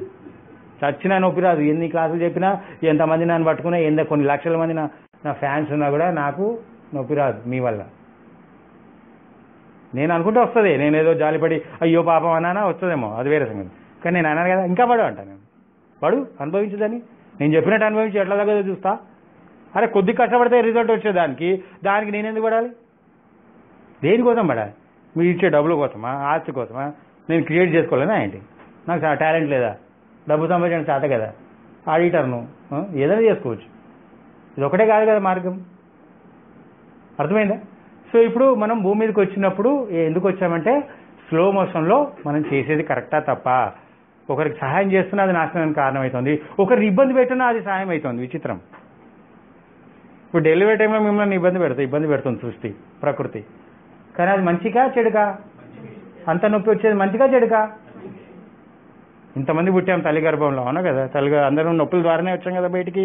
ఇప్పుడంటే కొద్దిగా తెలివి ఎక్కువై నొప్పులు రావట్లేదు అనుకోండి, కానీ వెనకటైతే అందరికీ నొప్పులు వచ్చాయి కదా. మరి అది కష్టమే కదా. మరి కష్టం వల్ల లోక కళ్యాణం జరుగుతుంది, అదే సుఖం వల్ల నాశనం అయిపోతుంది. అంటే మీ బాధను తీసుకుంటే మంచిదే, కానీ దానివల్ల నాశనం అయిపోతుంది, లోకం ఎదగట్లేదు. కానీ కష్టమే అయినా అది లోక కళ్యాణానికి ఉపయోగపడుతుంది. చూడండి ఎంత విచిత్రమో, కాంట్రవర్సీ ఇక్కడ ఉందా లేదా? సో కాబట్టి ఇది మనకు అర్థం కాక, అసలు మంచి ఏంటి చెడు ఏంటి ఇదంతా అర్థం కాక మనం ఏం చేస్తాము, ఒక ఎర్త్ ప్లానెట్ సృష్టి చేస్తాము. సృష్టి చేసి మనం ఏదనుకుని అది వెంటనే జరగకుండా స్లోగా ప్రతిదీ క్షుణ్ణంగా తెలుసుకోవడం కోసము ఎర్త్ ప్లానెట్ అనేది క్రియేట్ చేశాం. కాబట్టి మీ సంకల్పాలు ఏదైనా వెంటనే ఫిజికలైజ్ కావు. ఇక్కడ మీరు సంపూర్ణంగా అవగాహన చేసుకున్న తర్వాతనే మళ్ళీ మిరాక్యులస్ వరల్డ్లోకి ఎంటర్ అవుతారు. ఈ ద్వంద్వాల గురించి సంపూర్ణంగా అవగాహన అయినప్పుడే. అంతవరకు చచ్చినా మీకు వెంటనే ఫిజికలైజ్ కావు. ఓకేనా? ఇది కరెక్ట్గా ఉంది. కరెక్ట్ ప్రోగ్రామింగ్, సూపర్ అనుభవ జ్ఞానంతో మనం ఎర్త్ ప్లానెట్ క్రియేట్ చేసాం. సో క్రియేట్ చేసింది ఎవరు? ఎర్త్ ప్లానెట్ మనమే. ఓకేనా? సో ఇవన్నీ మీకు అర్థం కావు. వీడికి మెంటల్ గాడి ఈ చిన్న నొప్పి తగ్గించుకోవట్లేదు, నేను గృహాన్ని చేశాను మీకు అనిపించవచ్చు. అలానే ఉండనివ్వండి, పర్లేదు. నేను చెప్పింది చేయండి. ఎట్లా మాటలు మారో చూస్తాను. నేను కూడా మీలాగానే వేదల్లాగానే ఉన్నాను. వేస్ట్ ఫెలో అనుకున్నాను, చెప్పాను కదా ముందే. వేస్టెస్ట్ ఫెలో ఇన్ ద యూనివర్స్ అనుకున్నాను, కానీ ఇప్పుడు greatest fellow in the universe అనుకుంటున్నాను. అనుకోవడం కాదు, ప్రాక్టికల్ ప్రూఫ్లు అవి. ఏదో లోపల ఏదో అహంకారంతో అనుకోవడం కాదు. ఏది చేసినా అది అవుతున్నాయి కాబట్టి అంటున్నాను. అది శారీరకంగా కావచ్చు, మానసికంగా కావచ్చు, ఆధ్యాత్మికంగా కావచ్చు, కర్మ పాప పుణ్యాలు అన్నీ అధిగమించాను. మీ అందరినీ చంపమంటే చంపుతాయి ఇప్పుడు, కానీ నా కర్మ అంటది చంపాలా? కర్మ అంటది. ఆ స్థితిలో ఉన్నా. మీ అందరికీ క్లాసులు చెప్తున్నా, అయితే రోజు చెప్తున్నా కదా, చచ్చిన పుణ్యం రాదు నాకు. ఎవడికి కావాలండి ఈ పుణ్యం? దరిద్ర పుణ్యం. ఇదేంటండి పుణ్యం దరిద్రం అంటున్నారు అంటే చెప్తాను దాని గురించి. ఓకేనా? పుణ్య పాపాలకు అతీతంగా చేరాలి మనం, ద్వంద్వాలకు అతీతంగా చేరడం ఈ కాన్సెప్ట్. ఓకేనా? సో మనము ఎర్త్ ప్లానెట్ మీదకి వచ్చినప్పుడు ఏం చేశామంటే, మన ఆత్మను కూడా అక్కడే పెట్టేసి భూమి మీదకి ఎవరిని పంపించాము? అంశను పంపించాము, అంశాత్మను. దీన్నే జీవాత్మ అంటాం. ఓకేనా? సో ఇప్పుడు మీరెవరు? అంశాత్మ లేదా జీవాత్మ ఏదైనా అనుకోండి. ఈ పిరమిడ్ సొసైటీలోకి వస్తే అంశాత్మ అనే పదం ఎక్కువ వస్తుంది. మీరు మామూలుగా భగవద్గీత, మన ఇండియన్ మైథాలజీ ఫాలో అయితే జీవాత్మ. సో ఇప్పుడు మీరు చేయవలసింది ఏంటంటే, ఫస్ట్ స్టెప్ మనం దైవం దగ్గర చేరాలి. ప్రతి సమస్యకు పరిష్కారం ఉంటుంది, ప్రతి సమస్యకు. కానీ మీ సమస్యలకు పరిష్కారం లభిస్తోందా? ఉందా మీ సమస్యకు పరిష్కారం?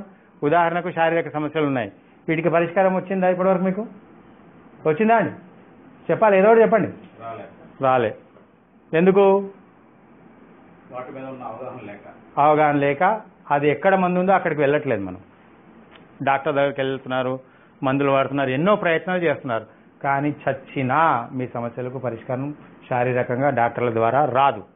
ఇంపాసిబుల్. ఇప్పుడు కాదు, కొన్ని కోట్ల జన్మల తర్వాత అయినా కూడా రాదు. ఎందుకంటే ఈ దేహాన్ని అర్థం చేసుకోవడం డాక్టర్ల నుంచి కాదు. ఇంపాసిబుల్. అది కేవలం తయారు చేసిన వాడికి అర్థమవుతుంది. బాడీని, శరీరాన్ని తయారు చేసింది ఎవరు? ప్రకృతి, పురుషుడు లేదా ఆత్మలో మనం. సో ఆత్మకే తెలుస్తుంది, దాన్ని సృష్టి చేసిన ఆత్మకే తెలుస్తుంది అది ఎందుకు, ఏ ప్రాబ్లం ఉంటే అది వచ్చింది, దాన్ని ఎట్లా రిపేర్ చేయాలనేది కేవలం మీ దైవానికే సాధ్యమవుతుంది. ఓకేనా? బయట డాక్టర్ల మించి సాధ్యం కాదు. అట్లాగే మానసికమైన సమస్యలు ఉన్నాయి, డిప్రెషన్లు, బాధలు. ఇవి కూడా బయట అసలు డాక్టర్లకు ఇంపాసిబుల్. అసలు మానసిక సమస్యలు శారీరకంగా కొద్దిగా చేయగలుగుతున్నారు. ఇంగ్లీష్ మెడిసిన్స్ లో మనసుకు మందు వేయలేదు, తెలుసు కదా విషయం. కొద్దిగా హోమియోలో కొద్దిగా ఉందంటారు, కానీ అది కూడా సాధ్యం కాదు. ఫైనల్ గా మీరు దైవం దగ్గరికే చేరాలి. చేరితేనే అన్ని సమస్యలకు పరిష్కారం లభిస్తుంది. ఓకేనా? సో ఇప్పుడు మీ ఫస్ట్ టార్గెట్ దేవుడి దగ్గర చేరడం. సో దేవుడి దగ్గర చేరే జ్ఞానం అనంతమైందా, అంతమైన జ్ఞానమా? నేనేమన్నాను? అంతమైన జ్ఞానం. చాలా సింపుల్, ఈజీ. సో దీనికి ఈ దేవుడి దగ్గర చేరే మార్గాలు ఎన్నో ఉన్నాయి. మళ్ళీ ఇక్కడ కూడా చెప్తున్నాను క్లారిటీ. మళ్ళీ అహంకారం వచ్చేస్తుంది, నాది కరెక్ట్ నీ తప్పు అని. సో ఈ ఎన్నో పద్ధతులు ఉన్నాయి. దాంట్లో మెయిన్గా పద్ధతులు ఎన్ని ఉన్నాయంటే 112 పద్ధతులు ఉన్నాయి. ఏంటి 112 పద్ధతులు? ఎవరు చెప్పారు ఇది తెలుసా? శివుడు పార్వతికి చెప్పిన 112 పద్ధతులు. ఈ మధ్యలో మీరు చూసారనుకుంటా, శివరాత్రి రోజు జగ్గి వాసుదేవ్ గారు ఓపెన్ చేశారు ఆ విగ్రహాన్ని, శివుడి విగ్రహాన్ని ఓపెన్ చేశారు. నరేంద్ర మోడీ వచ్చి ఓపెన్ చేశారు, ఆదియోగి అని. సో నరేంద్ర మోడీ వచ్చాడు కదా దానికి ఓపెనింగ్. సో 112 ఫీట్లు ఎందుకు పెట్టాడు ఆయన అంటే, ఆయన 112 పద్ధతులు కనుక్కున్నాడు కాబట్టి ఆదియోగి అంటారు ఆయన. సో ఈ 112 పద్ధతులే ప్రాచుర్యంలో ఉన్నాయి, దైవానికి చేరే మార్గాలు భూమి మీద. దాన్నే రీమిక్స్లు చేసి కొన్ని వందలు తయారైనాయి, కానీ ఎన్ని తయారైనా మెయిన్ బేస్ మాత్రం 112 పద్ధతులు. సో ఈ పద్ధతులు చెప్పింది ఎవరు? శివుడు పార్వతికి చెప్పినవి, మన సప్త ఋషులకు చెప్పినవి. సో ఓకేనా? సో ఇప్పుడు నేను చెప్పే పద్ధతులు దాంట్లో కొన్ని చెప్తాను, 10-15 పద్ధతులు ఎన్నో వస్తాయి మీకు ఈ 3 రోజుల్లో. సో ఇవన్నీ శివుడు పార్వతికి చెప్పినవే. దాంట్లో మొదటి పద్ధతి ఏంటి? 112 పద్ధతుల్లో మొదటి పద్ధతి ఏంటో తెలుసా? ఏంటది? అవి అలాంటి చిన్న చిన్న విషయాలు చెప్పడాయని. దైవం దగ్గర చేరే మార్గం, దైవం దగ్గర చేరే మార్గంలో ఫస్ట్ మార్గం శివుడు పార్వతికి చెప్పినది ఏంటంటే శ్వాస మీద ధ్యాస. మీరు కావాలంటే బయట దొరుకుతాయి, బుక్స్ చదవండి. శివుడు చెప్పిన 112 పద్ధతులు దొరుకుతాయి మనకు. దాంట్లో మొదటి పద్ధతి ఏంటంటే శ్వాస మీద ధ్యాస. ఈ శ్వాస మీద ధ్యాస బుద్ధుడు చెప్పాడని అంటున్నారు. నో, ఎందుకంటే బుద్ధుడి కంటే చాలా ముందే ఎప్పుడో శివుడు చెప్పినాయి కాబట్టి ఇది శివుడు చెప్పిన పద్ధతే. సో కాబట్టి మీరు బుద్ధ మతంలోకి ఏమి షిఫ్ట్ కావట్లేదు, మీరు హిందూ మతంలోనే ఉంటారు. ఎవరైనా బాధపడితే అయ్యో నేను బుద్ధుడిని ఫాలో అవుతున్నాను అనుకుంటే నో, ఇది 100% హిందూకి సంబంధించిందే, శివుడు చెప్పిందే. కావాలంటే విజ్ఞాన భైరవతంత్ర బుక్ ఉంది పిరమిడ్ సొసైటీలో, ఆ బుక్ చదవండి. దాంట్లో ఫస్ట్ పద్ధతి చెప్పింది శ్వాస మీద ధ్యాసమే. ఓషో చెప్పింది, వ్యాఖ్యానం ఓషో చెప్పాడు, కానీ అది శివుడు చెప్పింది 112 పద్ధతి. ఓకేనా? సో కాబట్టి ఏం టెన్షన్ పడాల్సిన అవసరం లేదు. ఏదో పిరమిడ్ సొసైటీ ఏదో బుద్ధ మతం అనుకోవద్దు, ఇది బుద్ధుడిది కాదు. మీరు ఇది చేస్తే శివుడు చెప్పింది చేసినట్టు అవుతుంది. ఓకేనా? ఎవరు చెప్పింది చేసినట్టు? శివుడు చెప్పింది. ఎందుకంటే నేను చెప్పింది కాదు, ఆయన చెప్పిందే నేను ఇంప్లిమెంట్ చేసి మీకు ఇది చెప్తున్నాను. ఇలా ఎన్నో పద్ధతులు చెప్పాడు, దాంట్లో నేను ఆచరణ చేశాను. అన్ని చేయలేము మనం. ఏ ఒక్క పద్ధతి ద్వారా అయినా పరమాత్మ దగ్గరికి చేరవచ్చు. ఓకేనా? దైవం దగ్గరికి ఈ 112 పద్ధతులలో ఏ పద్ధతి ద్వారా అయినా వెళ్ళవచ్చు. ఓకే? సో ఇప్పుడు మీకు ఒక పద్ధతి నేను చెప్పబోతున్నాను. ఇది మామూలుగా అందరూ చెప్పే పిరమిడ్ సొసైటీలో పద్ధతి కాకుండా ఇంకో పద్ధతి చెప్తాను. దీనికి ఏంటంటే మీ దైవం, నేనేం చెప్పాను, 2 రకాల దైవాలు ఉన్నారన్నారు. ఒకటి పరమాత్మ, రెండవది ఆత్మ. ఈ 2 ఎక్కడున్నాయి?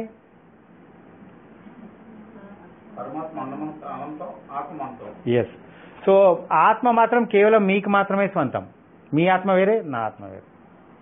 పరమాత్మ మాత్రం అందరికీ ఒకటి, అందరి వాడైన. ఓకేనా? సో కాబట్టి మీకు మాత్రమే సొంతమైన దైవం ఎవరు? ఆత్మ. అందరికీ అందరి వాడెవరు? పరమాత్మ. క్లియర్గా అర్థమైంది కదా?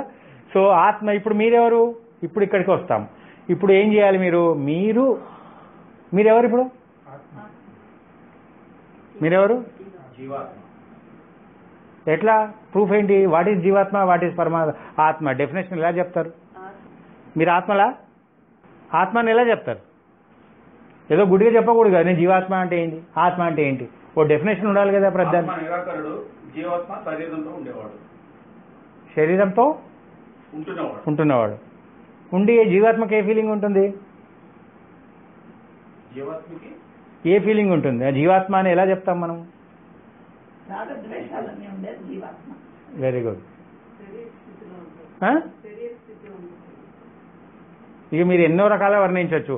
అజ్ఞానం అనుకోవచ్చు, రాగద్వేషాలు అనుకోవచ్చు, కష్ట సుఖాలు అనుకోవచ్చు. సో జీవాత్మ ఎప్పుడు కష్ట సుఖాలనే అనుభవిస్తూ ఉంటాడు. ఈ కష్ట సుఖాలు ఎక్కడున్నాయి? దేహంలోనే ఉన్నాయి. దేహం కష్ట సుఖాలు దేహంలో ఉంటాయి. మనసులో కష్ట సుఖాలు ఉన్నాయి. హృదయంలో అనుభూతులు ఉంటాయి కదా, ఇవి కూడా మంచి చెడు 2 అనుభూతులు ఉంటాయి. సో చెడు అనుభూతి అయితే కష్టం అంటాము, మంచి అనుభూతి అయితే సుఖం అంటున్నాం. మంచి ఆలోచన అయితే సుఖం అంటున్నాం, చెడు అయితే కష్టం అంటున్నాం. సో జీవాత్మ ఈ 3 స్థాయిలలోనే ఉంటాడు. మీకు తెలిసింది అవే కదా, శరీరం, మనసు, హృదయం. హృదయంలో అనుభూతులు ఉంటాయి, మనసులో ఆలోచనలు ఉంటాయి. అవునా? సో ఈ 3 తెలుసు. ఈ 3 మీరు నివసిస్తున్నారు. అవునా కదా? సో హూ ఆర్ యూ అంటే ఏం చెప్పాలి? ఇప్పుడు మీరెవరు? మళ్ళీ ఆత్మ అంటారు. సో జీవాత్మ అంటే ఏంటి డెఫినేషను? కష్ట సుఖాలు, రాగద్వేషాలు ఉంటే జీవాత్మ. మరి ఆత్మ అంటే ఏంటి? డెఫినేషన్ ఉండాలి కదా, క్లియర్గా అర్థం కావాలి కదా మాకు.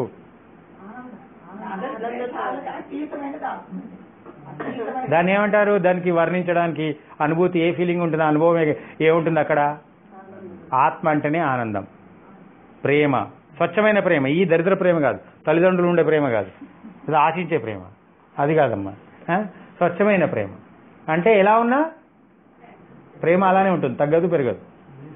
బ్లిస్. ఓకేనా? సో ఆనందము, ప్రేమ, సాక్షిగా గమనించడము, ఇవన్నీ స్వేచ్ఛ, ఇవన్నీ కూడా ఆత్మ యొక్క గుణాలు. సో ఇప్పుడు మీరు ఆనందంగా ఉన్నారా అంటే మీరెవరు? ఇప్పుడు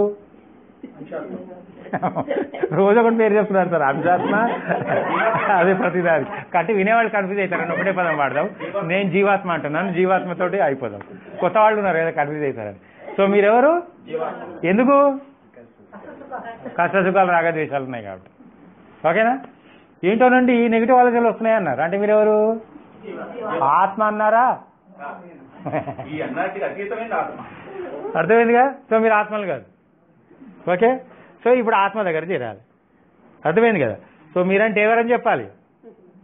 ఇప్పుడు నేనంటే ఎవరని చెప్పాలి? నేను కూడా జీవాత్మనా? మనం ప్రైమ్ మినిస్టర్ దగ్గరికి వెళ్ళాలంటే చీఫ్ మినిస్టర్ కలవాలి. ఇప్పుడు నేనంటే ఎవరని నేను చెప్పాలి? ఎట్లా చెప్తారు ఆత్మ అని? నేను ఆనందంగా ఉన్నాను కాబట్టి ఆత్మస్థితిలో ఉన్నాను. అర్థమైంది కదా? ఎట్లా అంటే నేను ఎక్కడ ఉంటే దాన్ని బట్టి చెప్పాలి. సో ఇప్పుడు నేనెవరు అని ప్రశ్న వేశారు, ఆయన బుక్ రాశారు. ఈ నేనెవరని క్వశ్చన్ వేసుకునేది ఎవరు? నేనే అంటే ఎవరు? సో నేనే అంటే ఆ నేనెవరంటే జీవాత్మ. నేను చెప్పేది ఇది కాదు. మీరే డౌట్ పడుతున్నారు నేను ఎవరినా అని. ఆత్మస్థితికి చేరాక నేను ఎవరు అని క్వశ్చన్ ఉండదు. ఓ ఆనందం ఎగిరి గంతులే అక్కడ. నేను ఉండదు, నువ్వు ఉండదు, అన్ని కలిసిపోతాయి అక్కడ. అతీతంలోకి వెళ్ళిపోయాం కదా. సో నేనెవరు అనే ప్రశ్న ఎప్పుడు? కష్టంలో ఉన్నప్పుడే, అజ్ఞానంలో ఉన్నప్పుడే. ఇంతకు నేను ఎవరినరా బాబు, ఈ దరిద్రం ఏంది, ఈ జీవితం, ఈ కష్టసుఖాలు ఏంది, ఇన్ని సేవలు చేసినా నా బతికింత దరిద్రం ఎందుకు ఉంది అని అనిపించినప్పుడే నేను ఎవరినైనా తెలుసుకోవాలని తప్పన ఉంటుంది. అవునా కదా? సో ఈ నేనెవరు? మాయలో ఇరుక్కున్నవాడు. ఈ మాయ అంటే ఏంది? మాయ అంటే ఏంటి? ద్వంద్వాలు. ద్వంద్వాలు అంటే ఏంది? కష్ట. సో సుఖం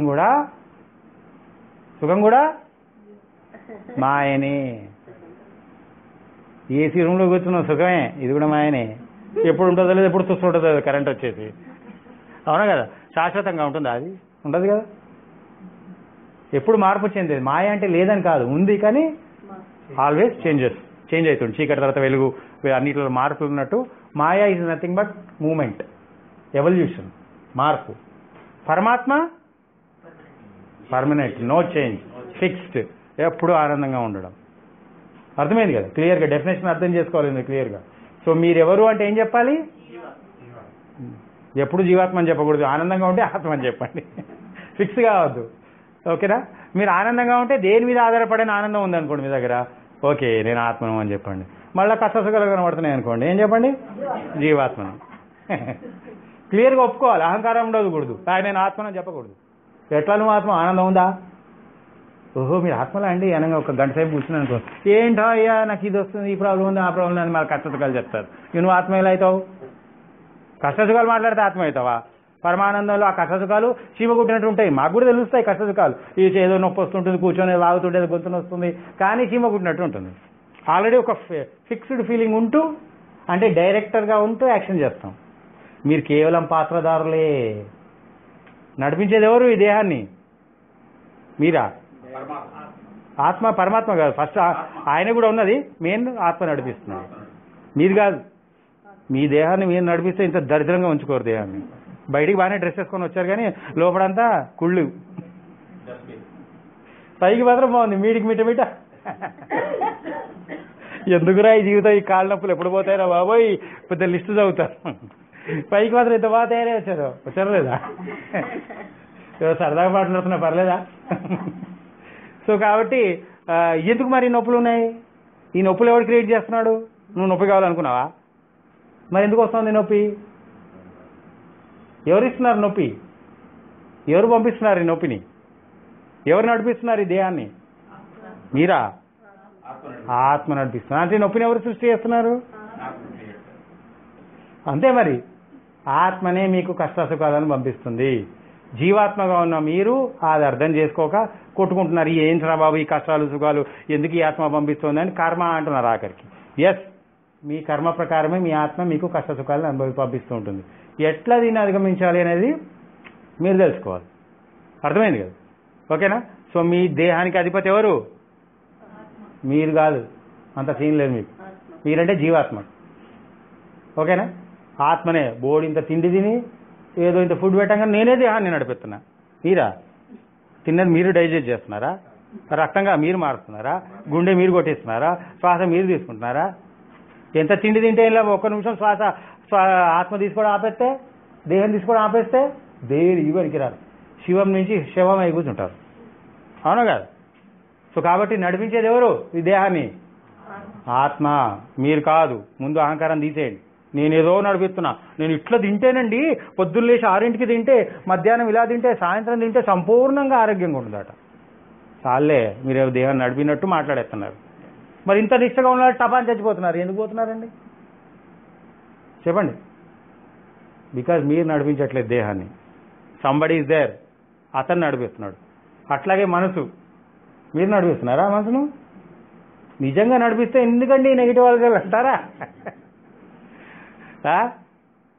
నెగిటివ్ ఆలోచనలు ఉండకూడదు అనుకుంటున్నారు, అవునా? మరి నెగిటివ్ ఆలోచన పంపించేది ఎవరు? ఎందుకు పంపిస్తుంది అనేది దాని చరిత్ర తర్వాత చెప్తాను, ఓకేనా? సో ఫస్ట్ కాబట్టి అర్థం చేసుకోండి, మీ జీవితంలో మీరు మీ జీవితాన్ని నడిపించే చాలా తక్కువ, 10% కూడా నడిపించట్లేదు. మొత్తం ఆత్మనే నడిపిస్తుంది. మీరు అనుకునేవి కొన్ని జరుగుతున్నాయి, అనుకునేవి జరిగేవి 10%, మిగతాదంతా జరగట్లేదు. ఎందుకు అంటే తానొకటి తెలిస్తే, సో దైవం ప్రోగ్రామింగే ఎప్పటికైనా గెలుస్తుంది. మీ ప్రోగ్రామింగ్ చచ్చినా అనుకున్నట్టు జరగదు. జరుగుతుందా అండి మీ జీవితంలో? జరుగుతున్నాయా? ఇంపాసిబుల్, జరగదు. మీరు ఆత్మస్థాయిలో ఆలోచిస్తే జరుగుతుంది, కానీ దరిద్ర ప్రాపంచిక స్థాయిలో ఉంటూ నాకు ఇదే కావాలి అదొద్దు, ఇలా రాగద్వేషాలు ఏర్పడ్డాయి. అర్థమైంది కదా? సో ఆత్మస్థితిలో ఉండి మీరు ఆలోచించి ఆత్మ గుణాలు తెలుసుకొని మీరు దాని తగ్గట్టుగా ప్రవర్తిస్తే మీరు అనుకున్నట్టు జరుగుతుంది. కాబట్టి అది తెలుసుకోవాలి, మీరు క్లియర్గా అర్థం చేసుకోవాలి దాని గురించి, ఓకేనా? సో కాబట్టి ఇప్పుడు ఫస్ట్ మీరు ఏం చేయాలంటే మీరు దైవం దగ్గరికి చేరాలి. సో మీరెవరు ఇప్పుడు? చేరాలనుకునేది ఎవరు? అదే చేరాలనుకుంటున్నది ఎవరు? జీవాత్మ. సో మీరు జీవాత్మ అయితేనే చేరాలనుకుంటారు. అఫ్ కోర్స్ ఆత్మ కూడా చేరాలనుకుంటుంది. ఎవరి దగ్గరికి? ఆ తర్వాత ఇది సీఎం అయ్యాక పిఎం అయిదాం, ఫస్టే పిఎం కాలేము. సో మీకు మాత్రమే సొంతమైన దైవం దగ్గరికి ఫస్ట్ చేరాలి, తర్వాత ఇద్దరు కలిసి పరమాత్మ దగ్గర చేరుతారు. సో ఫస్ట్ మాత్రం ఆత్మ దగ్గరికి. అందరు అది మిస్ అయిపోతున్నారు. అందుకే మీరు వెంకటేశ్వర స్వామి దగ్గరికి వెళ్తే మీ సమస్యలు క్లియర్ కావట్లేదు. ఎందుకు? వెంకటేశ్వర స్వామి మీకు మాత్రమే స్వంతమైన దైవం కాదు, ఆయనే ఆత్మ యొక్క తోబుట్టు ఆయన, అంటే మీ తండ్రి. ఇప్పుడు ఆత్మ ఎవరు మనకు? మనం ఎవరు? జీవాత్మలము. మనల్ని పుట్టించింది ఎవరు? ఆత్మ. జీవాత్మను పుట్టించింది ఎవరు? ఆత్మ. ఆత్మను పుట్టించింది. సో జీవాత్మ కదా మీరు. ప్రస్తుతానికి మీరు కష్టసుఖాల్లో ఉన్నారు కదా, సో ఫిక్స్ మీరు జీవాత్మలు, ఓకేనా? సో మీ తండ్రి ఎవరు ఇక్కడ? తాత ఎవరు? క్లియర్గా ఉందా? సో మీ తండ్రి తాతల దగ్గరికి వెళ్ళాలి ఇప్పుడు మీరు. అది మన టార్గెట్, ఓకేనా? సో మీ సమస్యలన్నిటికీ పరిష్కారం ఎక్కడుంది? ఫస్ట్ ఆత్మ దగ్గర ఉంది, ఓకేనా? సో అక్కడికి వెళ్ళారా మీరు కర్మ టోటల్ అన్ని సిద్ధాంతాల నుంచి బయటకు వచ్చేస్తారు, కర్మ సిద్ధాంతం నుంచి కూడా బయటకు వస్తారు, నేను చెప్పిన సాధన చేసి వెళ్తే అక్కడికి, ఓకేనా? సో మీరు ఆత్మ దగ్గర చేరాలంటే ఆత్మ ఎక్కడుంది? మీకు మాత్రమే సొంతమైన ఆత్మ ఎక్కడుంది? మీలోనే, ఈ దేహంలోనే ఉంది. సో ఈ దేహానికి అధిపతి, బయట మీ అందరికి కాదు. ఈ కుర్చీ ఉంది, కుర్చీకి అధిపతి కాదు ఆత్మ, ఆ దేహంకి అధిపతి కాదు, ఎందుకంటే ఆ దేహానికి సపరేట్ అధిపతి ఉన్నాడు. సో కేవలం నా దేహానికి, నా మనసుకి అధిపతి ఆత్మ. సో ఈ దేహం మనసు కేవలం ఆత్మ డైరెక్షన్స్ ప్రకారమే నడుస్తోంది, మన డైరెక్షన్ ప్రకారం కాదు. మనం ప్రాపంచిక మాయలో పడి తల్లిదండ్రులు చెప్పింది విని, వాళ్ళు చెప్పింది వీళ్ళు చెప్పింది విని ఓ ప్రోగ్రామింగ్ రాసుకున్నాం, ఇలా ఉండాలి అలా ఉండకూడదు అది ఇదని. ఇది మన దరిద్ర ప్రోగ్రామింగ్. ఇది మాయలో ఉన్న వాళ్ళ మాటలు విని తయారైన ప్రోగ్రామ్. తల్లి కూడా మాయలోనే ఉంది, తండ్రి మాయలోనే ఉన్నాడు. వాళ్ళ మాటలు విని మనం ఏదో తయారైనాం. వాళ్ళు దరిద్రంగానే చచ్చారు, మనం కూడా దరిద్రంగానే చావబోతున్నాం. వాళ్ళ మాటలు విని చేస్తే ఏదో కొత్తగా చేయాలి. మీ తల్లిదండ్రులే మీరు ఫాలో అయ్యారా, దరిద్రంగా ఉంటాయి, వాళ్ళలాగానే ఉంటాయి మీ జీవితాలు. వాళ్ళు బాగున్నారా? ఆనందంగా ఉన్నారా? ముక్తి పొందారా? మరి వాళ్ళ మాట వింటే వాళ్ళలాగానే ఉంటారు. సో మీరు ఏదో కొత్తది కనుక్కోవాలి, ఓకేనా? నేను తల్లిదండ్రులు విమర్శించట్లేదు, అర్థం చేసుకోండి. వాళ్ళకి తెలిసింది వాళ్ళు మీకు చెప్పారు, కానీ అది సరి అయిన జ్ఞానం కాదు, సంపూర్ణమైన జ్ఞానం కాదు. చెప్పాను కదా, జ్ఞానం అనంతమని మీరు అంటున్నారు. సో తల్లిదండ్రులు చెప్పిన జ్ఞానం ఎలా సంపూర్ణమవుతుంది? కాదు, అది అర్థమైంది కదా. సో దైవం దగ్గరికి వారు చేరారా? ఒకవేళ చేరితే ఓకే, చేరలేదు కాబట్టి వాళ్ళు అసంపూర్ణులే. సో వాళ్ళ జ్ఞానాన్ని మనం ఆచరణ చేస్తే మన బతుకు కూడా అంతే ఉంటుంది, అసంపూర్ణంగానే ఉంటుంది. సో కాబట్టి మీరు ఇంకా జ్ఞానాన్ని పెంచుకోవాలి. సో నేను చెప్పేది ఏంటంటే ఫస్ట్ మీరు దైవం దగ్గరికి చేరాలి. ఆ దైవం అంటే మీ లోపల ఉన్న ఆత్మ. సో ఆత్మ దగ్గర చేరాలంటే మనకు 4 భాగాలుగా ఉన్నాయి ముఖ్యంగా. ఆ 4 భాగాలు ఏంటంటే మనకు తెలిసిన 3, తెలియంది ఇంకొకటి ఉంది. మనకు మాత్రమే సొంతమైన 4 భాగాలు ఉన్నాయి. ఒకటి శరీరం, రెండోది మనసు, మూడోది హృదయం, నాలుగోది ఆత్మ.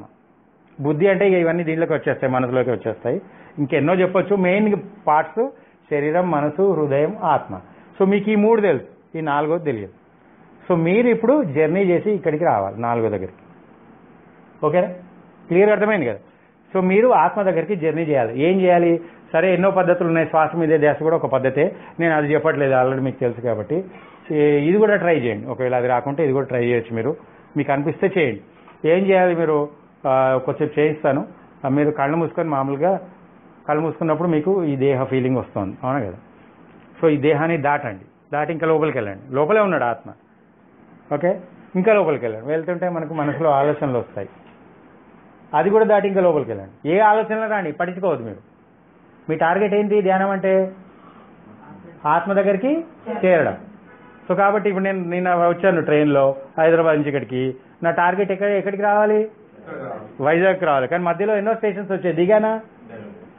కాబట్టి ఇప్పుడు ఏం చేయాలి? ధ్యానం అంటే శరీరం ఎంత దరిద్రమన్నా ఉండని, ఎంత బాగానో ఉండని, ఏం చేయాలి?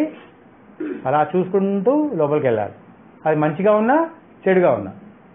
రెండవది మనసులో ఏముంటాయి? ఏం ఆలోచనలు? నా భాష వచ్చేసింది సార్.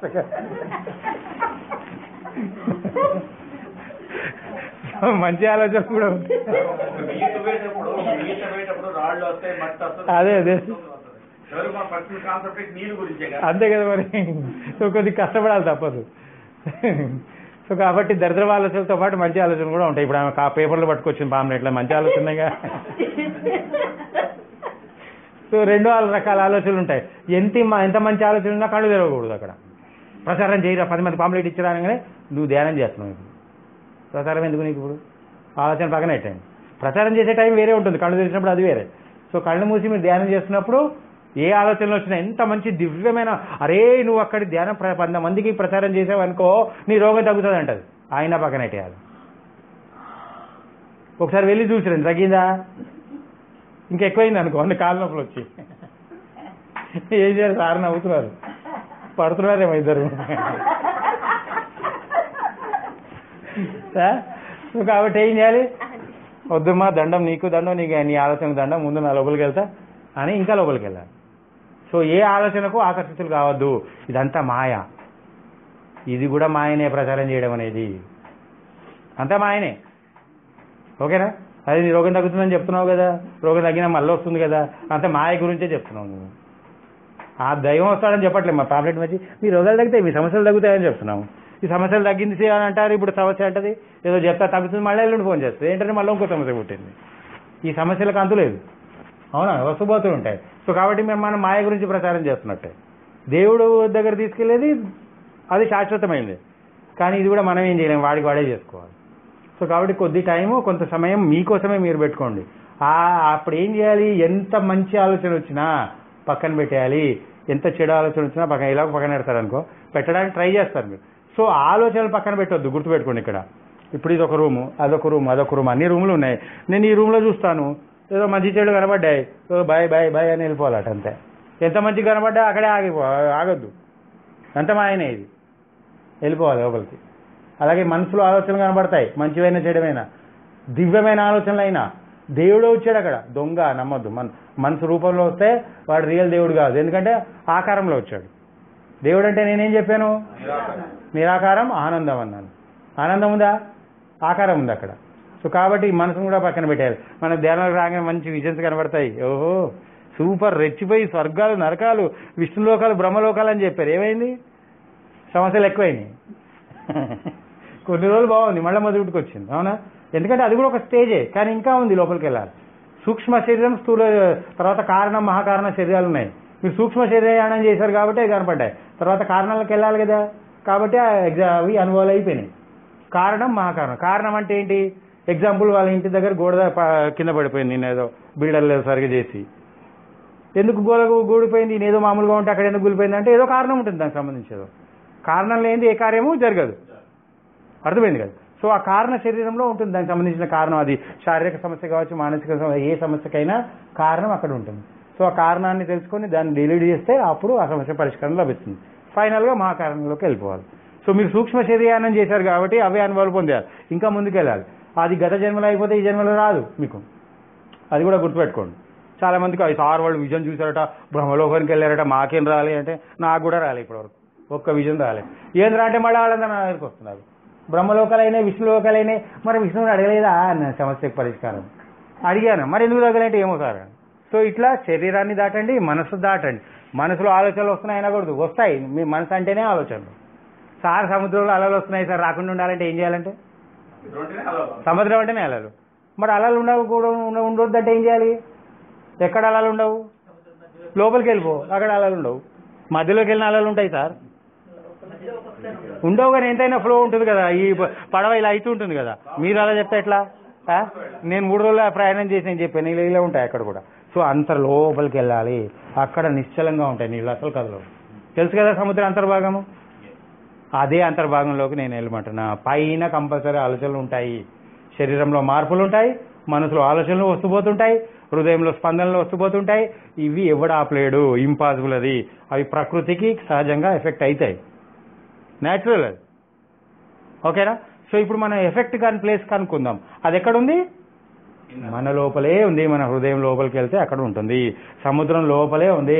సముద్రం లోపల నిశ్చలమైన ప్రదేశం ఉంది ఒకటి, చలించేది. ప్రకృతిలో ఎన్ని మార్పులు వచ్చినా, ఎన్ని భూకంపాలు, ఎన్ని వరదలు వచ్చినా సముద్ర అంతర్భాగంలో మాత్రం ఆ ప్రశాంతత అలానే ఉంటుంది.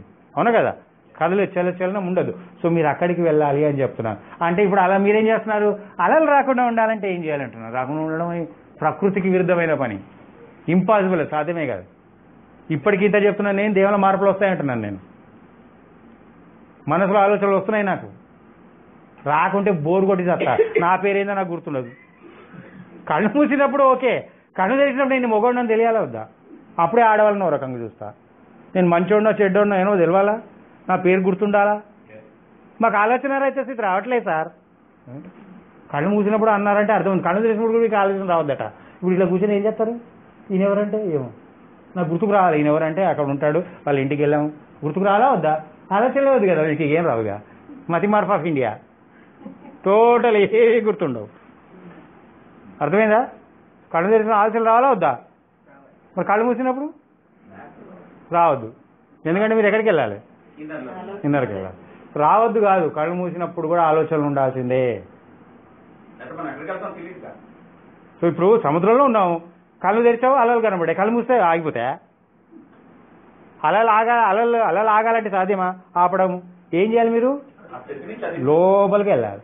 అట్లాగే శరీరం దాటి లోపలికి వెళ్ళండి, అప్పుడు మనసు కనబడుతుంది. మనసు దాటి లోపలికి వెళ్ళండి. మనసును ఏం చేయొద్దు, ఆలోచన రాకుండా చేయకండి. దరిద్రపు ఎంత చేసినా ఇంకా వస్తూనే ఉంటాయి. బాగా అర్థం చేసుకోండి. ఇక్కడ ఆలోచనలు రాకుండా ప్రయత్నం చేస్తున్నారు, ఇంపాసిబుల్ ఆలోచనలు వస్తాయి. చెప్పండి పెద్దవాళ్ళు, మీకు 70 ఏళ్ళు ఉన్నాయి, 80 ఏళ్ళు ఉన్నాయి, ఆలోచనలు లేని రోజు ఉందా? మీకు ఉందా అండి? చెడు ఆలోచనలు లేని రోజు ఉందా? మంచి ఆలోచన లేని రోజు ఉందా? ఉంటున్నాయి కదా. మంచి చెడు ఆలోచన, ఇదే ఆటుపోట్లు, దీన్నే మంచి చెడు అనుకోండి, పాప పుణ్యం అనుకోండి, ఏదైనా అనుకోండి. చచ్చేంత వరకు ఉంటాయా లేదా? ఇప్పటివరకు అయితే మీకు ఉంది కదా, 50 ఏళ్ళు ఉన్నాయి సుమారుగా అందరికీ. ఆల్మోస్ట్ నేను ఒక్కడనే పిల్లవాడిని. ఇడు కూడా ఉన్నాడు మర్చిపోయా. సో మీరు కూడా ఉన్నారు కదా 50. సో కాబట్టి మనకు ఉన్న ప్రకారం, మన నాలెడ్జ్ ప్రకారం కంపల్సరీ ఆలోచనలు ఉంటాయి, పాజిటివ్ నెగిటివ్ ఆలోచనలు. వీ కాంట్ డూ ఎనీథింగ్, క్లియర్గా చెప్తున్నాను. మీరు ఏమి చేయలేరు ఆలోచనలు రాకుండా ఆపడానికి ట్రై చేయకండి దయచేసి. దాన్ని ఉపసంహరించుకోండి, ఆ ప్రయత్నాన్ని. ఇంపాసిబుల్ మీరు ఆలోచన రాకుండా ఆపడం అనేది. కేవలం అంతరంలోకి వెళ్ళడం ఒకటే సాధ్యం మీకు, దాన్ని దాటి వెళ్ళడం ఒకటే సాధ్యము. శరీరాన్ని మీరేమీ చేయలేరు, దాటి లోపలికి వెళ్ళిపోండి. మనసును దాటి లోపలికి వెళ్ళండి, హృదయ స్పందనలను కూడా దాటి లోపలికి వెళ్ళండి. మీరు ఆలోచన కటింగ్లో ఆపండి. కటింగ్ మాస్టర్లు తయారయ్యారు మీరు, పిరమిడ్ సొసైటీలో ఉన్నవాళ్ళు. కటింగ్ చేయగలిగారండి? ఎంత కట్ చేస్తుంటే కొంత మళ్ళీ పుడుతున్నాయి. అది మరి ప్రతిసారి చేసిన తప్ప అండి? కాదు, ఆయన చెప్పాడు స్టార్టింగ్ వాళ్లకు కటింగ్ చేయడం అవసరం, కానీ మీరు కటింగ్ ఎక్స్పర్ట్లు అయిపోయారు కాబట్టి ఇప్పుడు కటింగ్లు పక్కన పెట్టి కొత్త ట్రై చేయాలి. అర్థమైంది కదా?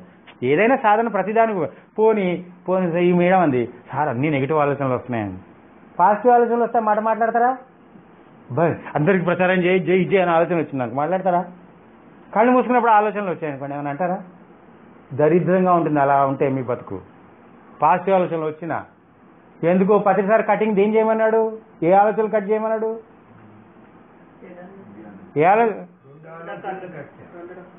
ఏ ఆలోచన కట్ చేయమన్నాడు పత్రి సార్? మాట్లాడలేదు సార్. పత్రి సారు చాలా చెప్తారండి. మరి నేను ఓన్లీ ఆలోచనలకే మాట్లాడదాం. ఆ ప్రతిసారి ఆలోచనలు ఏ ఆలోచనలు కట్ చేయమన్నాడు? మామూలుగా మన ఏం చెప్పాడు? మన పాపులేట్ అది అంతే, నాకు అంతే చాలు. అంటే ఆయన 2 ఆలోచనలు కట్ చేయమన్నాడు కదా, మరి ధ్యానం ప్రచారం చేయాలని ఆలోచన వస్తే అది కూడా కట్ చేయాలా వద్దా? ఎందుకంటే నువ్వు ధ్యానం చేస్తున్నప్పుడు, నేను బయట కాదు, కళ్ళు తెరిచినప్పుడు నేను మాట్లాడలేదు. సో పత్రి సార్ కరెక్ట్ చెప్పాడు, 2 ఆలోచనలు కట్ చేయమన్నాడు. కానీ మీరు కంప్లైంట్ దేనికి ఇస్తున్నారు? నెగిటివ్ ఆలోచనలే వస్తే కంప్లైంట్ ఇస్తున్నారు, కానీ పాజిటివ్ ఆలోచనలు వచ్చినప్పుడు కంప్లైంట్ ఇవ్వట్లేదు. అదే పక్షపాత వైఖరి, అందుకే మీకు దైవం రావట్లేదు. అదే చెప్తున్నాను. ఆ తర్వాత ఆయన ఫస్ట్ స్టెప్ లో కూడా క్లియర్ గా చెప్పాడు, ఏంటి 2 ఆలోచనలు కట్ చేయండి, ఆలోచన రహిత స్థితికి చేరాలి అన్నాడు. కానీ మీరు మంచి ఆలోచనలు పట్టుకొని కూర్చుంటున్నాడు. ధ్యానం చేసేటప్పుడు మీరు ఏం చేయాలి? ఆలోచన రహిత స్థితికి చేరాలి, కానీ మంచి ఆలోచన పట్టుకోకూడదు. ఇండైరెక్ట్ గా నేను అదే చెప్తున్నాను. 2 రోజులకి వెళ్ళిపోవాలి మీరు ఆత్మ దగ్గర చేయడం. అక్కడ ఎందుకు? అది అన్ని దైవానికి సంబంధించిన ఆలోచనలైనా కట్ చేయాలి. అది ఆలోచనే కాబట్టి, మాటల రూపంలో వస్తుంది కాబట్టి. సో అన్ని ఆలోచనలు కట్ చేసుకుంటూ వెళ్ళిపోవాలి.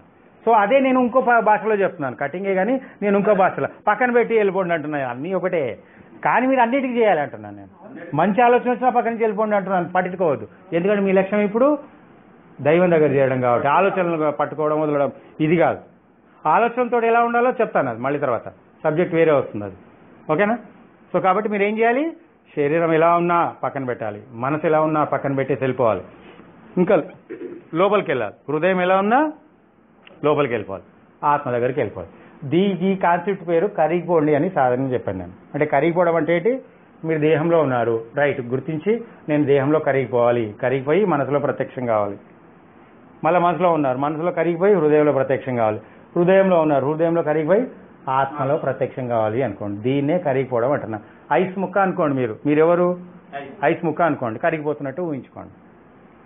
సో ఇప్పుడు మీకు ఆలోచనలు వస్తున్నాయి అనుకోండి, ఏం చేయాలి?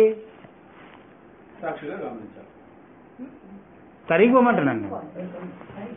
సో ఇప్పుడు మీకు ధ్యానం చేస్తున్నారు, కళ్ళు మూసుకొని ఆలోచనలు వస్తున్నాయి. ఇప్పుడు ఏం చేయాలి? ఆలోచన రాగానే కరిగిపోయి ఎక్కడ ప్రత్యక్షం కావాలి? ఆత్మలో. సో అర్థమవుతుంది కదా క్లియర్గా. ఆలోచనలు ఏం చేయకూడదు, ఇది వస్తుంది, ఇది రావద్దు, అది పోవద్దు. ఆలోచనలు ఉంటాయి, ఉండాల్సిందే. మనసు అంటేనే ఆలోచన, శరీరం అంటేనే ఏదో పని. అది కూర్చోదు, ఖాళీగా కూర్చోదు, ఏదో ఒకటి చేస్తూనే ఉంటుంది.